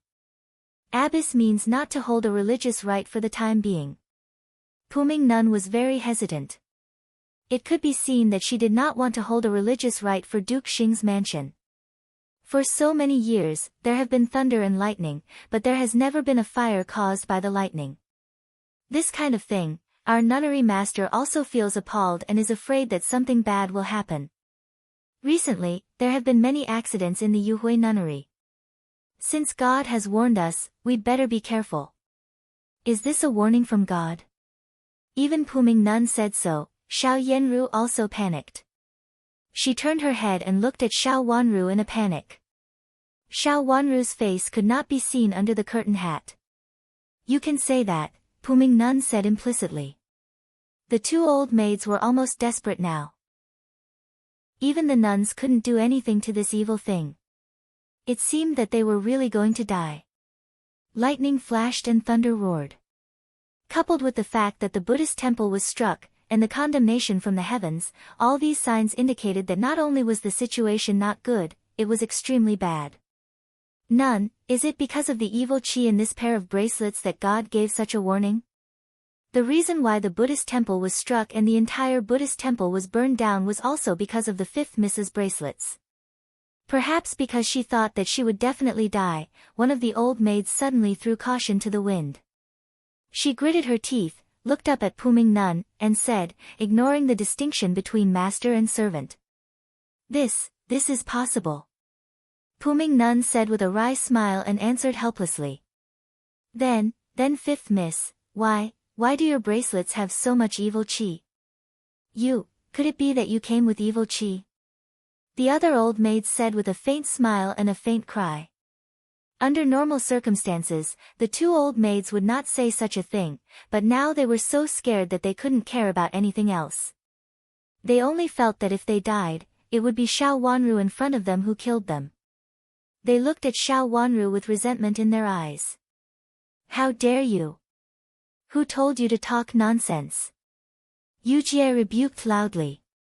Since the fifth miss came to the Yuhui nunnery, things have happened in the Yuhui nunnery one after another. Even the religious rites for the heir and the infanta were struck by lightning. It can be seen that they have really offended the heavens. Fifth miss, it's okay that you are full of evil qi, but why do you come out to harm people? People like you should be locked up forever or directly burned to death. An old maid suddenly pounced on Xiao Wanru with unknown strength and shouted wildly with her eyes full of madness. Seeing that the situation was not good, Yujie hurriedly stepped forward, picked up a Buddhist scripture beside Puming Nun's hand, and smashed it hard on the old maid's head, while saying angrily, "How dare you? How dare a servant frame our miss like this? Although this bracelet belongs to our miss, it has been placed in Duke Xing's mansion. Who knows what dirty things are on it?" Yujie was strong and angry. Even with a book, the old maid's eyes rolled back and she fainted. Xiao Yenru looked at the old maid who fell to the ground with pity. She only felt that the old maid was tall and strong, but looked like a wax spear. She could only look at it but could not use it. If she could pounce on Xiao Wanru and directly scratch Xiao Wanru's face, the next thing would be much easier. Even if Xiao Wanru could save her life in the end, there would be no taboo for a disfigured girl in the future. It would be good enough for her to be raised in the mansion and given her more food. Her grandmother's plan was really good. Of course, she had played a lot of tricks in secret during this period. She had always liked to hide behind the scenes, even her biological grandmother did the same. If she pushed her grandmother to the front, she would be foolproof. Now she just needed to watch the show and give it a little push.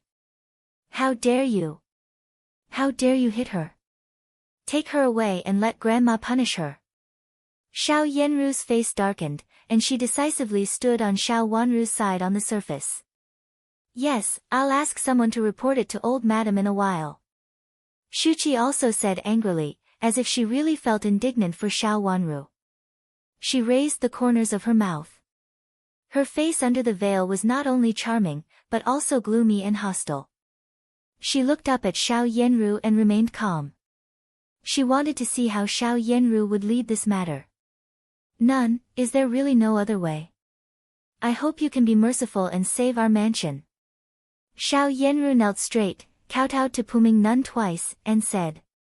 Her fair forehead immediately turned red after 2 heavy kowtows. This. Puming Nun was very hesitant, as if she wanted to help but couldn't. Seeing her attitude, Xiao Yenru knew that there was hope. She immediately kowtowed to Puming Nun twice heavily and reached out to hold Puming Nun's knees with both hands. Tears slowly oozed from the corners of her eyes and she choked with sobs. "Puming Nun, please save all the members of our mansion of Xing. First miss, you're too polite. I really can't help you with this matter. The abbess has ordered us to stop all affairs recently. Moreover, the officials of the Ministry of Justice are all here. No matter what, we can't hold another religious rite for Duke Xing's mansion. The lives of the nuns in the Yuhui nunnery are also lives." Puming Nun refused softly. Although her voice was soft, the meaning in her words was very tough. Several nuns had died on the thunderstorm night, and the Yuhui nunnery had been pushed to the teeth of the storm. This matter was not a blessing for all the nuns in the Yuhui nunnery. The 2 disciples kneeling behind Puming Nun nodded repeatedly and looked at Xiao Wanru with unkind eyes. At this time, they also felt that everything was caused by Xiao Wanru. The 5th miss of Duke Xing's mansion was not only a jinx, but also an evil spirit. It was better to leave the Yuhui nunnery early. Looking at Puming Nun's decisive look as if it was useless to say anything and Xiao Yenru's pleading, Xiao Wanru suddenly smiled. Her voice was soft and elegant, with some childish innocence and ignorance, as if what was happening in front of her was nothing. "Big sister, since Puming Nun said that there is no way, let's go. We can always find out the reason. Aren't the officials of the Ministry of Justice in the Yuhui nunnery? Big sister, you can ask the 3rd young master when to find out the matter." Xiao Wanru said casually, as if she was talking about someone else's business, which had nothing to do with her and no one suspected her. How can the Ministry of Justice handle this kind of matter? 5th sister, you'd better not make trouble. Only with Puming Nun's help can the evil spirit be dispelled and Duke Xing's mansion be clear. Xiao Yenru saw that Xiao Wanru not only did not plead for mercy but also looked leisurely, so she almost laughed out of anger. How could she still say such a thing at this time? Why not? the Ministry of Justice is in charge of cases. This kind of matter is obviously a case of the Ministry of Justice, so it should be handled by the Ministry of Justice. Xiao Wanru stood up from the rush cushion. Yujie tidied up her clothes and was about to leave. Big sister, I'll go to the Ministry of Justice to talk about this matter and tell them to take over the case. Xiao Yenru grabbed her dress and said in a panic, Fifth sister, if you go to the Ministry of Justice for this kind of thing, the whole Duke Xing's mansion will become a big joke. If the Ministry of Justice can get rid of this kind of supernatural things, it will be a joke. Xiao Yenru said, turned her head and begged, Puming Nun, save me, save the lives of all the people in our mansion. If this evil thing can be solved, not only grandma and mother, but also I will donate a large amount of money to the Yuhui nunnery. As she spoke, she also shed tears. She looked extremely panicked and pitiful, which was completely different from her usual dignified and decent look. But after thinking about it carefully, it was understandable.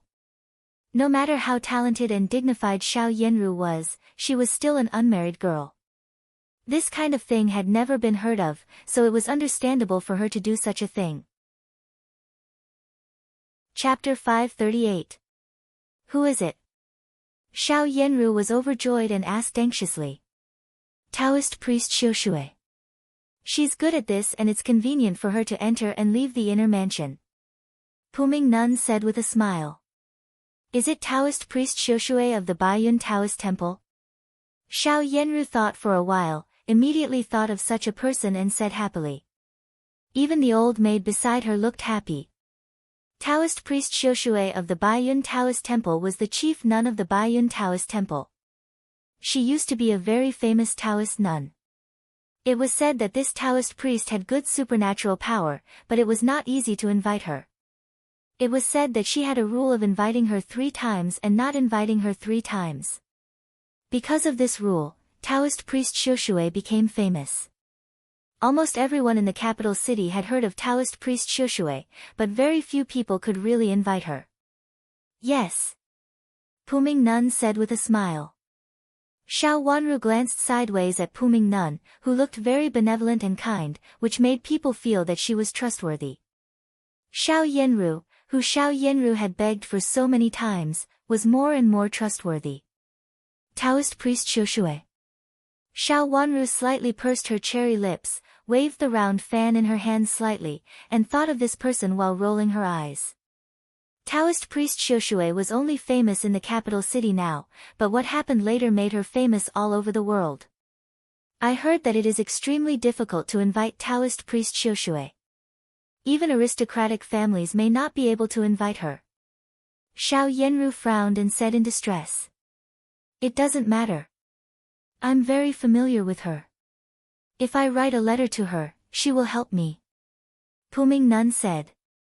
Thank you, Nun. Thank you, Nun. Xiao Yenru said happily and kowtowed heavily to Puming Nun. After saying a few more polite words, Puming Nun stood up, came to the desk, picked up the writing brush, and began to write. After a while, she finished writing the letter. After drying it for a while, she took out an envelope and put it in it. After writing the words, for Taoist priest Xiushui, on it, she handed the letter to Xiao Yenru. First Miss Xiao, you just need to send the letter. As for your grandma, she can come to our mansion whenever she wants. Thank you, Nun. Duke Xing's mansion will definitely remember your kindness of rebirth. Xiao Yenru was so excited that her eyes turned red. She wanted to kowtow again but was stopped by Puming Nun. Now that there was a solution, Xiao Yenru and Xiao Wanru naturally left. When they got outside, the old maid who had fainted before was also woken up and left with them. Xiao Yenru didn't bother others and directly asked another old maid to deliver the letter. Hearing that she could leave the Yuhui nunnery immediately, the old maid picked up the letter and ran wildly as if a ghost was chasing after her. If she stayed here any longer, she would feel more dangerous, as if she would lose her life. Fifth sister, Xiao said with. Grandma should go and make. Xiao Yenru said with a tired look. With such a big mistake, it was no longer something that the 2 unmarried misses, who were supervising and chatting with each other, could deal with. Xiao Wanru nodded in silence and went back with Yujie without asking any more questions. Xiao Yanru went to see the old maids who were left behind. Hearing that one of them had fainted, she hurriedly asked someone to send for a doctor. After that, she asked a few young nuns beside her to help recite scriptures, which made a big scene. The officials of the Ministry of Justice had already been alarmed. They sent someone to inquire about it and then reported it to Wenshichi. It is said that there is an evil object in the bracelet of the fifth miss of Xiao's mansion. The other bracelets are fine, except for the fifth miss bracelet. The old maid who dug out the bracelet has fainted. It is said that she looks horrible when she fainted. She hasn't woken up yet. I'm afraid that she is not well. Another old maid has also fainted. She is with Puming Nun. A subordinate of the Ministry of Justice reported to Wenshichi in full detail. The people of the Ministry of Justice had never believed in ghosts and gods, but now they seemed to have goosebumps all over after hearing the old maid's words. They felt that the air seemed to be colder than usual. Is it true? Wenshichi thought to himself. Is it true? How did the two misses of Duke Xing's mansion behave? Wenshichi calmly put down the writing brush in his hand and said. He was painting an autumn chrysanthemum outside the window. He didn't expect that there was such a rare autumn chrysanthemum in the Yuhui nunnery. He couldn't help but feel itchy for a while. He picked up the writing brush and drew a few strokes. Now he had a basic outline. The first Miss Xiao dealt with things very calmly. She arranged for the old maids of Duke Xing's mansion and told them not to talk nonsense, guess at random, or talk about the fifth miss. The subordinate reported. Therefore, she was not only a good sister, but also dignified and decent. Even in this situation, she could still keep calm. She was indeed a miss from an aristocratic family with an excellent reputation in the capital city. Wenshichi had to praise her for her means. Where is the fifth miss of Xiao's mansion? Wenshichi asked again when he didn't mention Xiao Wanru. The fifth Miss Xiao went to have a rest. It is said that she was frightened.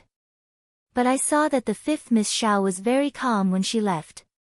Her steps were light and natural, and she didn't seem to be frightened at all. It's really strange that she could go to have a rest now after such a big thing happened and it was related to her. The subordinate said. The people of the Ministry of Justice were very observant. They specially looked at the fifth Miss Xiao's behavior and felt that the fifth Miss Xiao was really careless. She was really careless. Or was it because she was too young to understand the consequences of this matter? The subordinate of the Ministry of Justice didn't know which reason it was. Wenshichi smiled with his hands clasped behind his back. There was a trace of an elegant smile on his handsome face. He said lightly, I don't think she will give up without putting up a fight. What do you mean, Your Excellency? The subordinate didn't understand at the moment and asked in astonishment. Wenshichi stopped smiling and knew that he had lost his composure just now. He coughed in a low voice and said, keep an eye on them. If there is anything, report to me. Did the divine punishment thunder and fire strike the hall? It's obvious that someone set the fire and deliberately drew others' attention to what happened that night. Your Excellency, do you mean that the so-called evil qi is nonsense? Then why are the other bracelets fine except for that pair of bracelets? And there are so many bugs. It's really unbelievable. The subordinate said hesitantly. He didn't know what to believe at this moment and felt that some of his ideas in the past had been shaken. Let's wait and see. If they don't look for us, we don't have to look for them. Wenshichi didn't explain too much to his subordinate and waved his hand. This kind of thing was not under the jurisdiction of the Ministry of Justice. Duke Xing's mansion planned to eliminate it with the help of deities and Buddhas, so he would wait and see. The Ministry of Justice was not in charge of this kind of thing. He wanted to see how this matter would be solved later. Xiao Wanru still returned to her silence room and had a peaceful lunch. After that, she took a short rest and then took a nap. When Xiao Yanru came back, she had not woken up yet. Hearing that Xiao Wanru was taking a nap at this moment, Xiao Yanru, who had been busy for a long time, showed a concerned expression on her face. She also specially asked about Xiao Wanru's situation and asked Yujie and Chu Lu to take good care of Xiao Wanru. If there was anything wrong with Xiao Wanru, they should remember to report to her immediately. Besides, she said that old madam would probably send someone over to inquire about something later. The two maids hurriedly responded, looking frightened. Xiao Yanru went to her room. When she entered her room, the gentle and dignified smile on her face immediately disappeared, and she showed a cold and sarcastic smile. Xiao Wanru could still sleep at this moment. She dared to sleep here so peacefully even though she was about to die. Of course, this might be the last peaceful sleep for Xiao Wanru, so she would not disturb her. After having a late lunch, Xiao Yanru was not in the mood to take a nap, so she just waited in the room. Old madam's people came very soon. The one who came was Nanny Yu, who served her. She entered the room with 4 strong old maids and directly found Xiao Wanru. Xiao Wanru had already gotten up and was combing her hair. Hearing that Nanny Yu had come, she immediately invited her in. Xiao Yanru, who was beside her, also got the news and rushed over with Shuqi. Fifth Miss, old madam said that she wanted to see the longevity lock that she gave you before. Fifth Miss, please show it to me. After greeting the 2 misses, Nanny Yu went straight to the point. Longevity lock. Xiao Wanru frowned and looked back at Yujie, seeming to be unable to remember it for a moment. Miss, it's the longevity lock that old madam sent up the mountain. Didn't you ask Rui and Great Elder Princess to take it away? Yujie suddenly remembered and said immediately. Hearing her words, Xiao Wanru also seemed to remember it. She immediately nodded and said very modestly, Nanny Yu, this longevity lock has been taken down the mountain by my grandma. I'm afraid that it's not safe on the mountain, so I sent it to my grandma. Isn't the longevity lock in the 5th Miss's hands? Nanny Yu's eyebrows twitched fiercely a few times and asked anxiously. Yes, it's not with me. Xiao Wanru said decisively. Nanny Yu paced around anxiously, stamped her feet helplessly, and said, What should we do? Old madam insisted that I take it back to have a look, but now, why does she want to have a look at it? Xiao Wanru asked in surprise. Puming Nun helped to invite Taoist priest Xiushui. Taoist priest Xiushui said that she wanted to see it with her own eyes. The bracelets have been taken away, but the longevity lock of the 5th Miss is still missing. Only by comparing the longevity locks of the young masters and misses with the silver bracelets can we find out the truth and ensure the safety of the mansion. Even Rui and Great Elder Princess couldn't stop the safety of the mansion. Her words scared Xiao Wanru. For a moment, she didn't know how to answer. She opened her mouth but didn't say anything.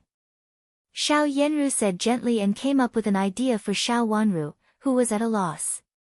She said, 5th sister, write a letter or send someone down the mountain to Rui and Great Elder Princess Mansion to get it. After getting it, ask Nanny Yu to bring it to our mansion to show Grandma. Okay. I'll ask Qing, to go down the mountain.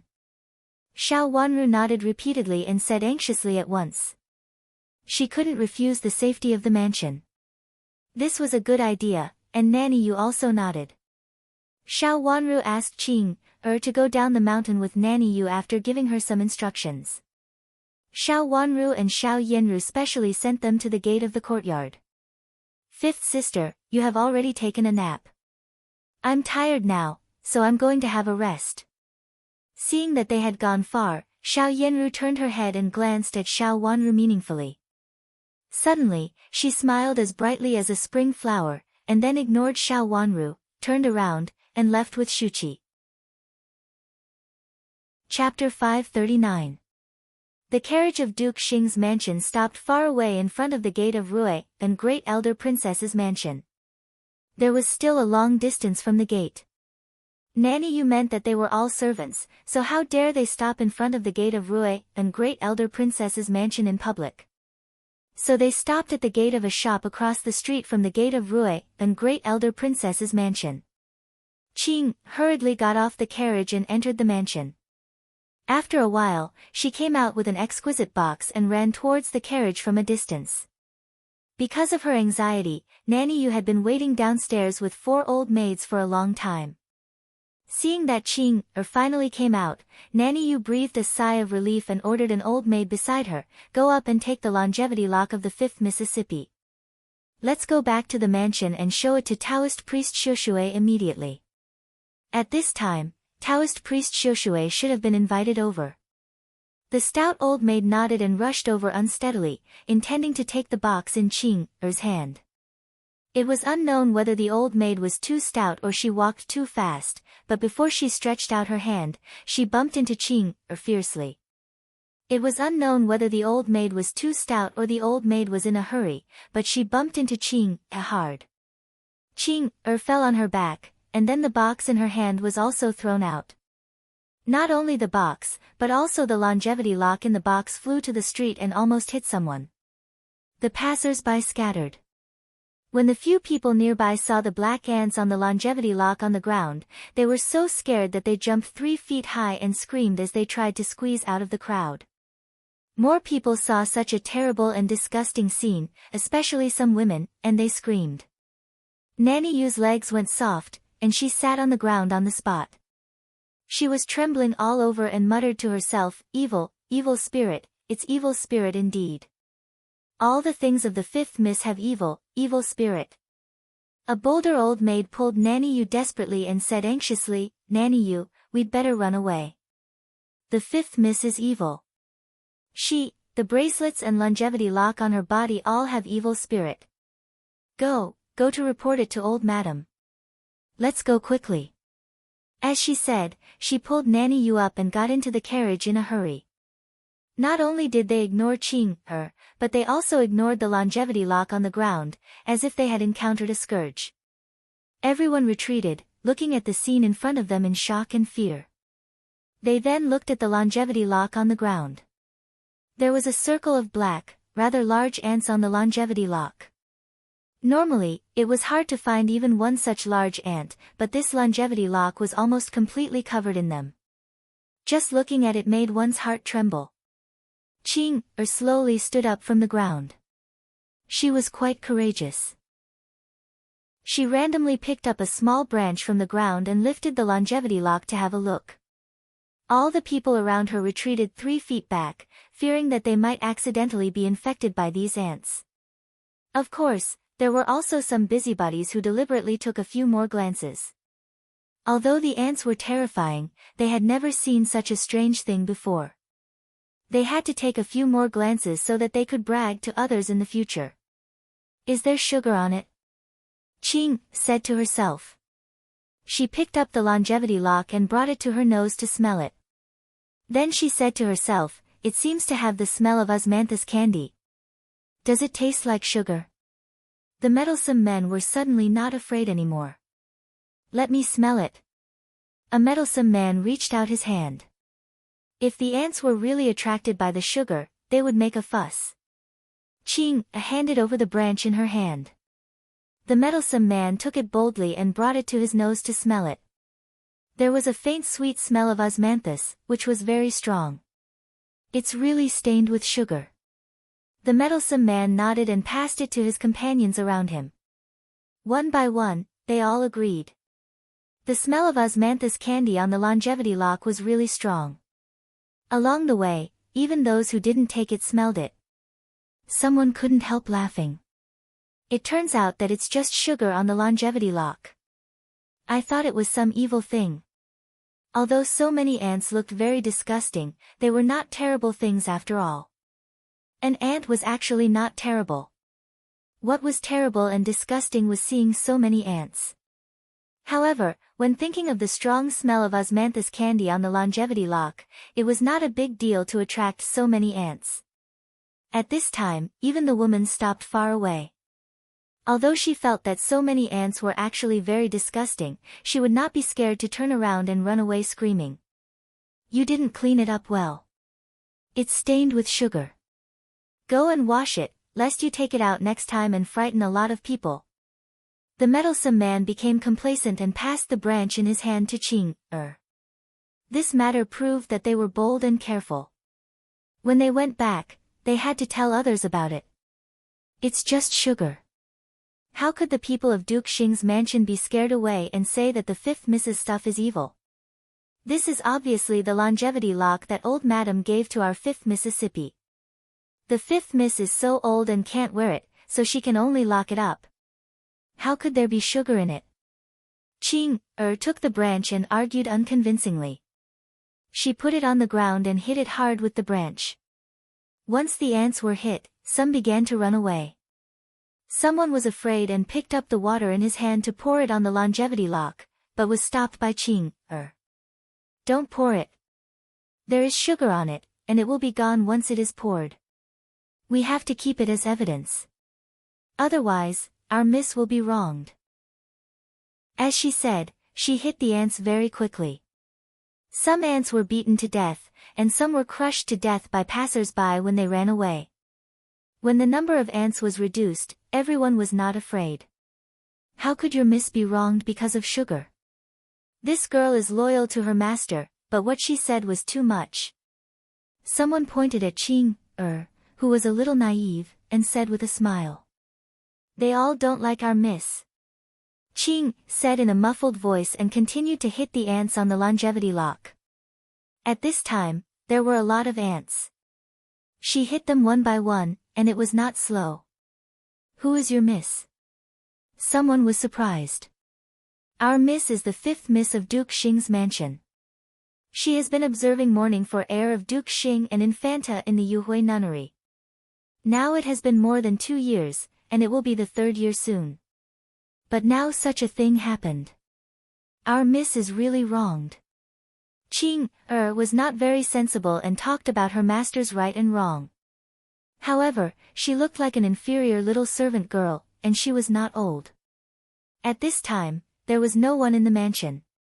In addition, what had happened just now, it was okay for her to talk about her master's right and wrong out of indignation.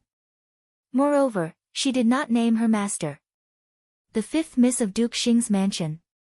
The one who was very filial and returned to her family just now.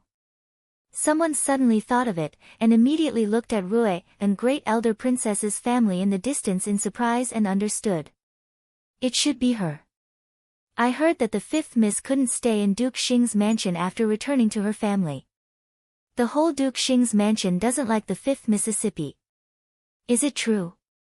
Since the fifth miss has been recognized, she must be the daughter of the former heir of Duke Xing.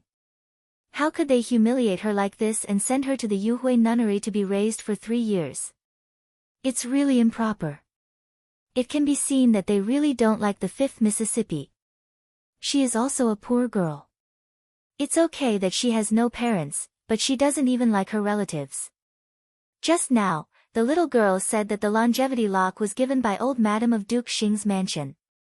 Later, because the fifth miss was too old to wear it, it had been locked. So the sugar on it might really be, so they are going to wrongly accuse the fifth miss? Someone gasped and came to such a conclusion in astonishment. Many people present looked at each other. The people of Duke Xing's mansion were really unkind.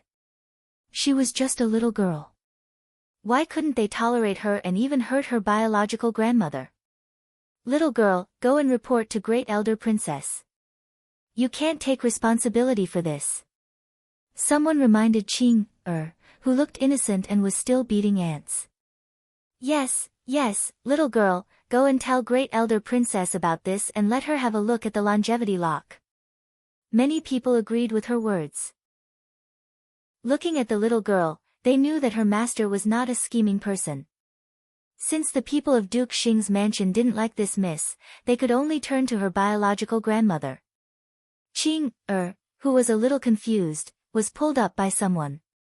A kind-hearted person picked up her longevity lock into a box that flew aside, closed the box, handed it to her, and pushed her to the direction of Rui and great elder princess's mansion. Go. If you are late, you will be in trouble. At this time, Qing seemed to be suddenly enlightened. She hurriedly ran to great elder princess's mansion with the box in her arms. After running a few steps, she turned back and bowed deeply to the crowd, and then ran away in a hurry. This little servant girl was likable and very polite. Many people had a good impression of her. Seeing her run into Great Elder Princess's mansion, the onlookers felt relieved for her. For a while, there was a lot of discussion. They all felt that old Madame of Duke Xing's mansion was not kind, and then some past events were also brought up. It was said that this old madam didn't like Infanta Qinghua. It was said that this old madam had been pestering Infanta Qinghua, so that this Infanta and the former heir of Duke Xing had to leave Duke Xing's mansion. Later, heir of Duke Xing died outside. When Infanta Qinghua was found, she died soon after she gave birth to a boy, under the hints and reminders of people with ulterior motives, not only some past events of old Madame of Duke Xing's mansion, but also the fact that the current Madame of Duke Xing was supposed to marry the former heir of Duke Xing but had to marry the current Duke Xing later, which made some people laugh. It was not a good thing to marry a younger brother because she couldn't marry the elder brother, but it was a shame. As they talked about the first Miss Xiao, who had a very good reputation now. It was said that the first Miss Xiao had a good reputation, a beautiful appearance, and a good character. However, at this time, some people would always raise objections. Someone said that the first Miss Xiao was very similar to Madame of Duke Xing in character, so they immediately deviated from the topic. In the end, they said that the first Miss Xiao's character was dignified on the surface, but in fact, it was fake. Her character was even more improper. Some of the words deviated from the original direction. Most of the people who were still gossiping were the kind of people who had nothing to do.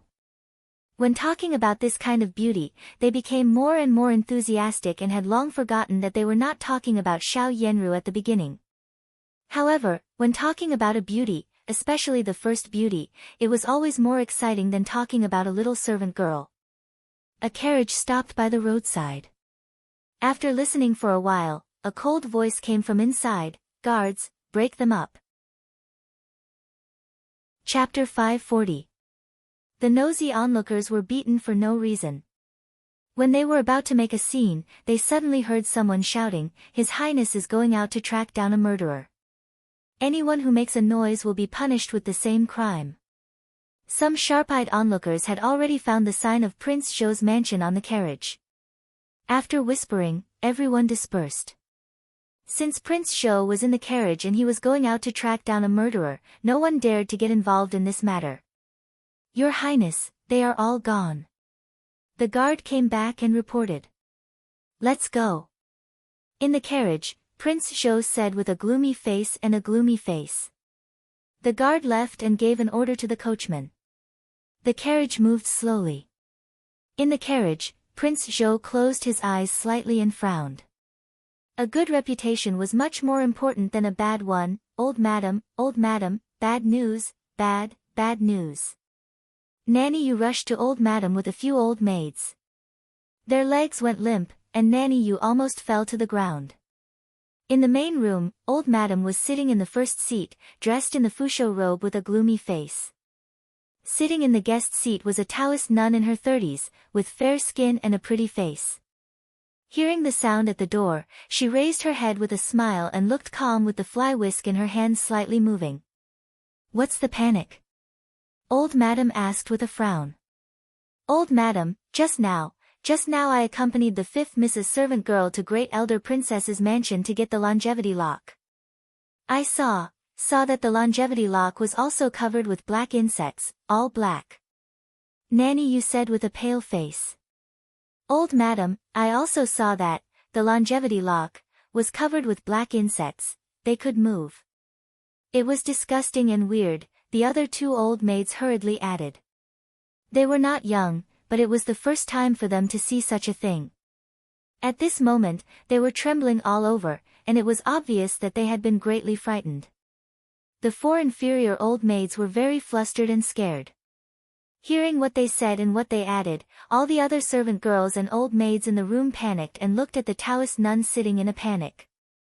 "Taoist priest Xiushui, look, this matter." Old madam's face became more and more gloomy.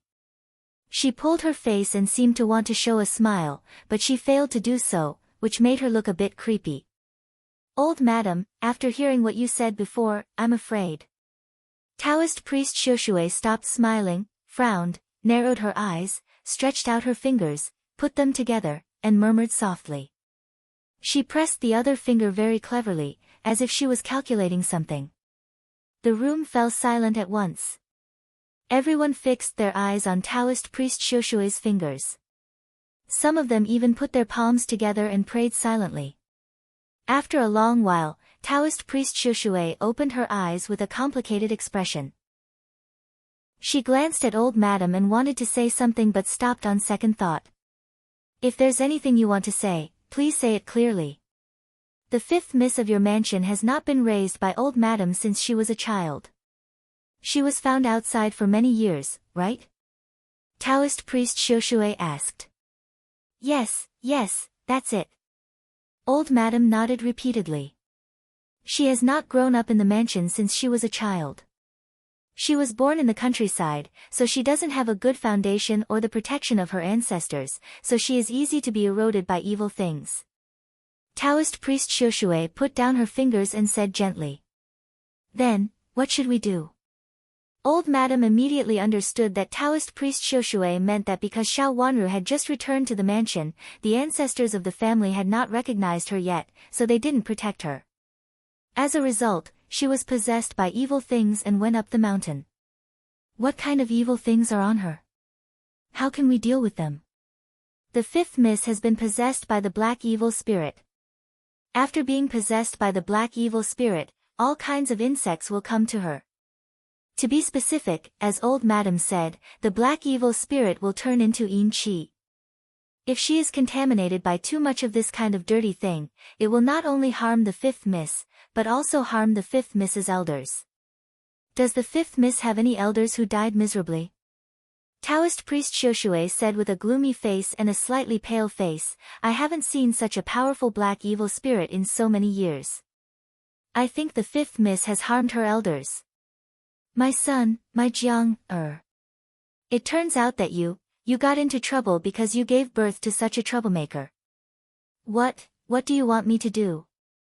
Old madam suddenly understood and burst into tears. The maids and old maids around her knew that old madam thought of the former heir again, so they lowered their heads one by one. Nanny Yu hurriedly took 2 steps forward, walked up to old madam, and comforted her in a low voice, Old madam, don't cry. Listen to Taoist priest Shoshue's solution first. The former heir has passed away, and this matter has long been ignored. We can't let all the people in the mansion, although Nanny Yu was a respected servant in the mansion, she couldn't say what she was going to say in front of so many people. Fortunately, old madam understood. She reached out to wipe the tears on her face, raised her head, looked at Taoist priest Shoshue with red eyes, and said, Taoist priest, what should we do next? We can't let the whole mansion get into trouble because of her. I hope Taoist priest Shoshue can solve this problem. Well. Taoist priest Shoshue was in a dilemma. Taoist priest Shoshue, please say it. Old madam pressed the table with a decisive and fierce look. Old madam, the fifth miss has been infected with black evil spirit. In fact, the best way is to burn her body with fire. Only by burning all the black evil spirit in her body can the whole mansion be safe. But I'm afraid that the fifth miss of your mansion will be hurt. After all, she is your own flesh and blood. Although it can keep the whole family safe, we can't bear to do it. Taoist priest Shoshue said helplessly. Burn her body with fire. Old madam was a little shocked and looked at Nanny Yu beside her. Nanny Yu hurriedly reached out to take her hand and comforted Taoist priest Shoshue. Is it too heavy to burn her body with fire? The fifth miss is also old madam's flesh and blood, and old madam is a kind person. We can't let the fifth miss die like this. The fifth miss could be imprisoned, but she couldn't really lose her life. Otherwise, Rui, and great elder princess would never let the whole Duke Xing's mansion go. Even if Rui and great elder princess didn't have any real power, she had a noble identity. If she fought with Duke Xing's mansion, old madam wouldn't dare to do that. Old madam is really kind. If not, there is another way, which is to let the fifth miss directly become a nun. Let her pray for her parents and the mansion for the rest of her life, and let her clear her mind every day. Only in this way can the black evil spirit in her body be gradually eliminated. Old madam lowered her head, thought for a while, and asked, if you want her to become a nun, should she worship the Buddha or the three pure ones? It's no big deal. Old madam, you just need to find it. Taoist priest Xiushui said with an indifferent look, it's up to fate and don't force it. If the Yuhui nunnery can directly shave her head, it will be a good thing. But if the Yuhui nunnery is not willing to do it, I can also do it. It happens that I need a little Taoist nun to do the cleaning here. In the past, some families would leave the women with heavy evil spirit in the Baiyun Taoist temple. As the head of the temple, Taoist priest Xiushui was very famous in the capital city. Go and invite the fifth miss down the mountain. Old madam said coldly. But the fifth miss is still observing the mourning period. Now the people of the Ministry of Justice are on the mountain. I'm afraid it's not easy for her to go down the mountain. Nanny Yu reminded her. Let's go up the mountain. Old madam gritted her teeth and felt that she couldn't bear it for a moment. She had made up her mind. She asked Nanny Yu to prepare the carriage and turned to Taoist priest Xiushui and said, there is an accident in the Yuhui nunnery. No one is allowed to go down the mountain at will. I wonder if you can go there. Okay. Taoist priest Xiushui nodded with a smile. The carriage was ready to get off. Old madam and her people hurried up the mountain. Before leaving, they took 8 strong female servants with them. The carriage hurried to the Yuhui nunnery. When it arrived at the gate of the Yuhui nunnery, the people of the Ministry of Justice had come to stop it. Old madam asked Nanny Yu to negotiate with them. At first, the people of the Ministry of Justice didn't let them go. Later, they learned that old madam of Duke Xing's mansion was worried about her 2 granddaughters, so she specially went up the mountain to deal with the matter that His Highness Buddha found the black bracelet. Someone went to report it to the superior, and then old madam's carriage was allowed to go inside. When the people of the Ministry of Justice were about to leave, several carriages suddenly came from the mountain road. When they approached, an old maid jumped down and reported the name of Rui, and Great Elder Princess. Rui, and Great Elder Princess had been here before and then went down the mountain. Later, she said that the emperor had issued a decree and Rui, and Great Elder Princess could go in and out of the Yuhui nunnery. The people of the Ministry of Justice all knew this, so they didn't dare to stop her and directly let her go. Seeing Great Elder Princess's carriage also enter the Yuhui nunnery, the people of the Ministry of Justice guarding outside looked at each other in dismay. One was old madam of Duke Xing's mansion, and the other was Rui, and Great Elder Princess. It was said that they didn't get along well. Moreover, it was late at this time, but they both hurried up the mountain. Thinking of what had happened today, the people of the Ministry of Justice suddenly had a feeling that something was going to happen.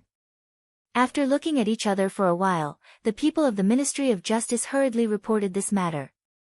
When old madam's carriage stopped, Nanny Yu immediately went to find Xiao Wanru with 4 female servants. Xiao Wanru was reading a book. Hearing that Nanny Yu came again, she smiled slightly, put down the book in her hand, and asked Nanny Yu to come over. Greetings, 5th Miss. Nanny Yu came in and bowed to Xiao Wanru respectfully. Nanny Yu, why did you come back? Xiao Wanru raised her head and asked leisurely. Old madam is here. 5th Miss, please go over to greet her. Nanny Yu raised her head and said with a serious face. At this time, Xiao Wanru looked at the sky outside the window. Yes, at this time. Please go over quickly, 5th Miss. Nanny Yu nodded. Xiao Wanru's eyes fell on several strong female servants behind Nanny Yu and said, Nanny Yu, please wait a moment. I'll freshen up first. You're tuning in to the Blissful Bookshelf YouTube channel. We're so grateful for your support and don't forget to subscribe to join us on this incredible journey through captivating stories. Your generosity through donations truly makes a world of difference, as it's the primary source of revenue that allows me to expand and enhance this channel for you. Thank you from the bottom of my heart for being a part of this adventure.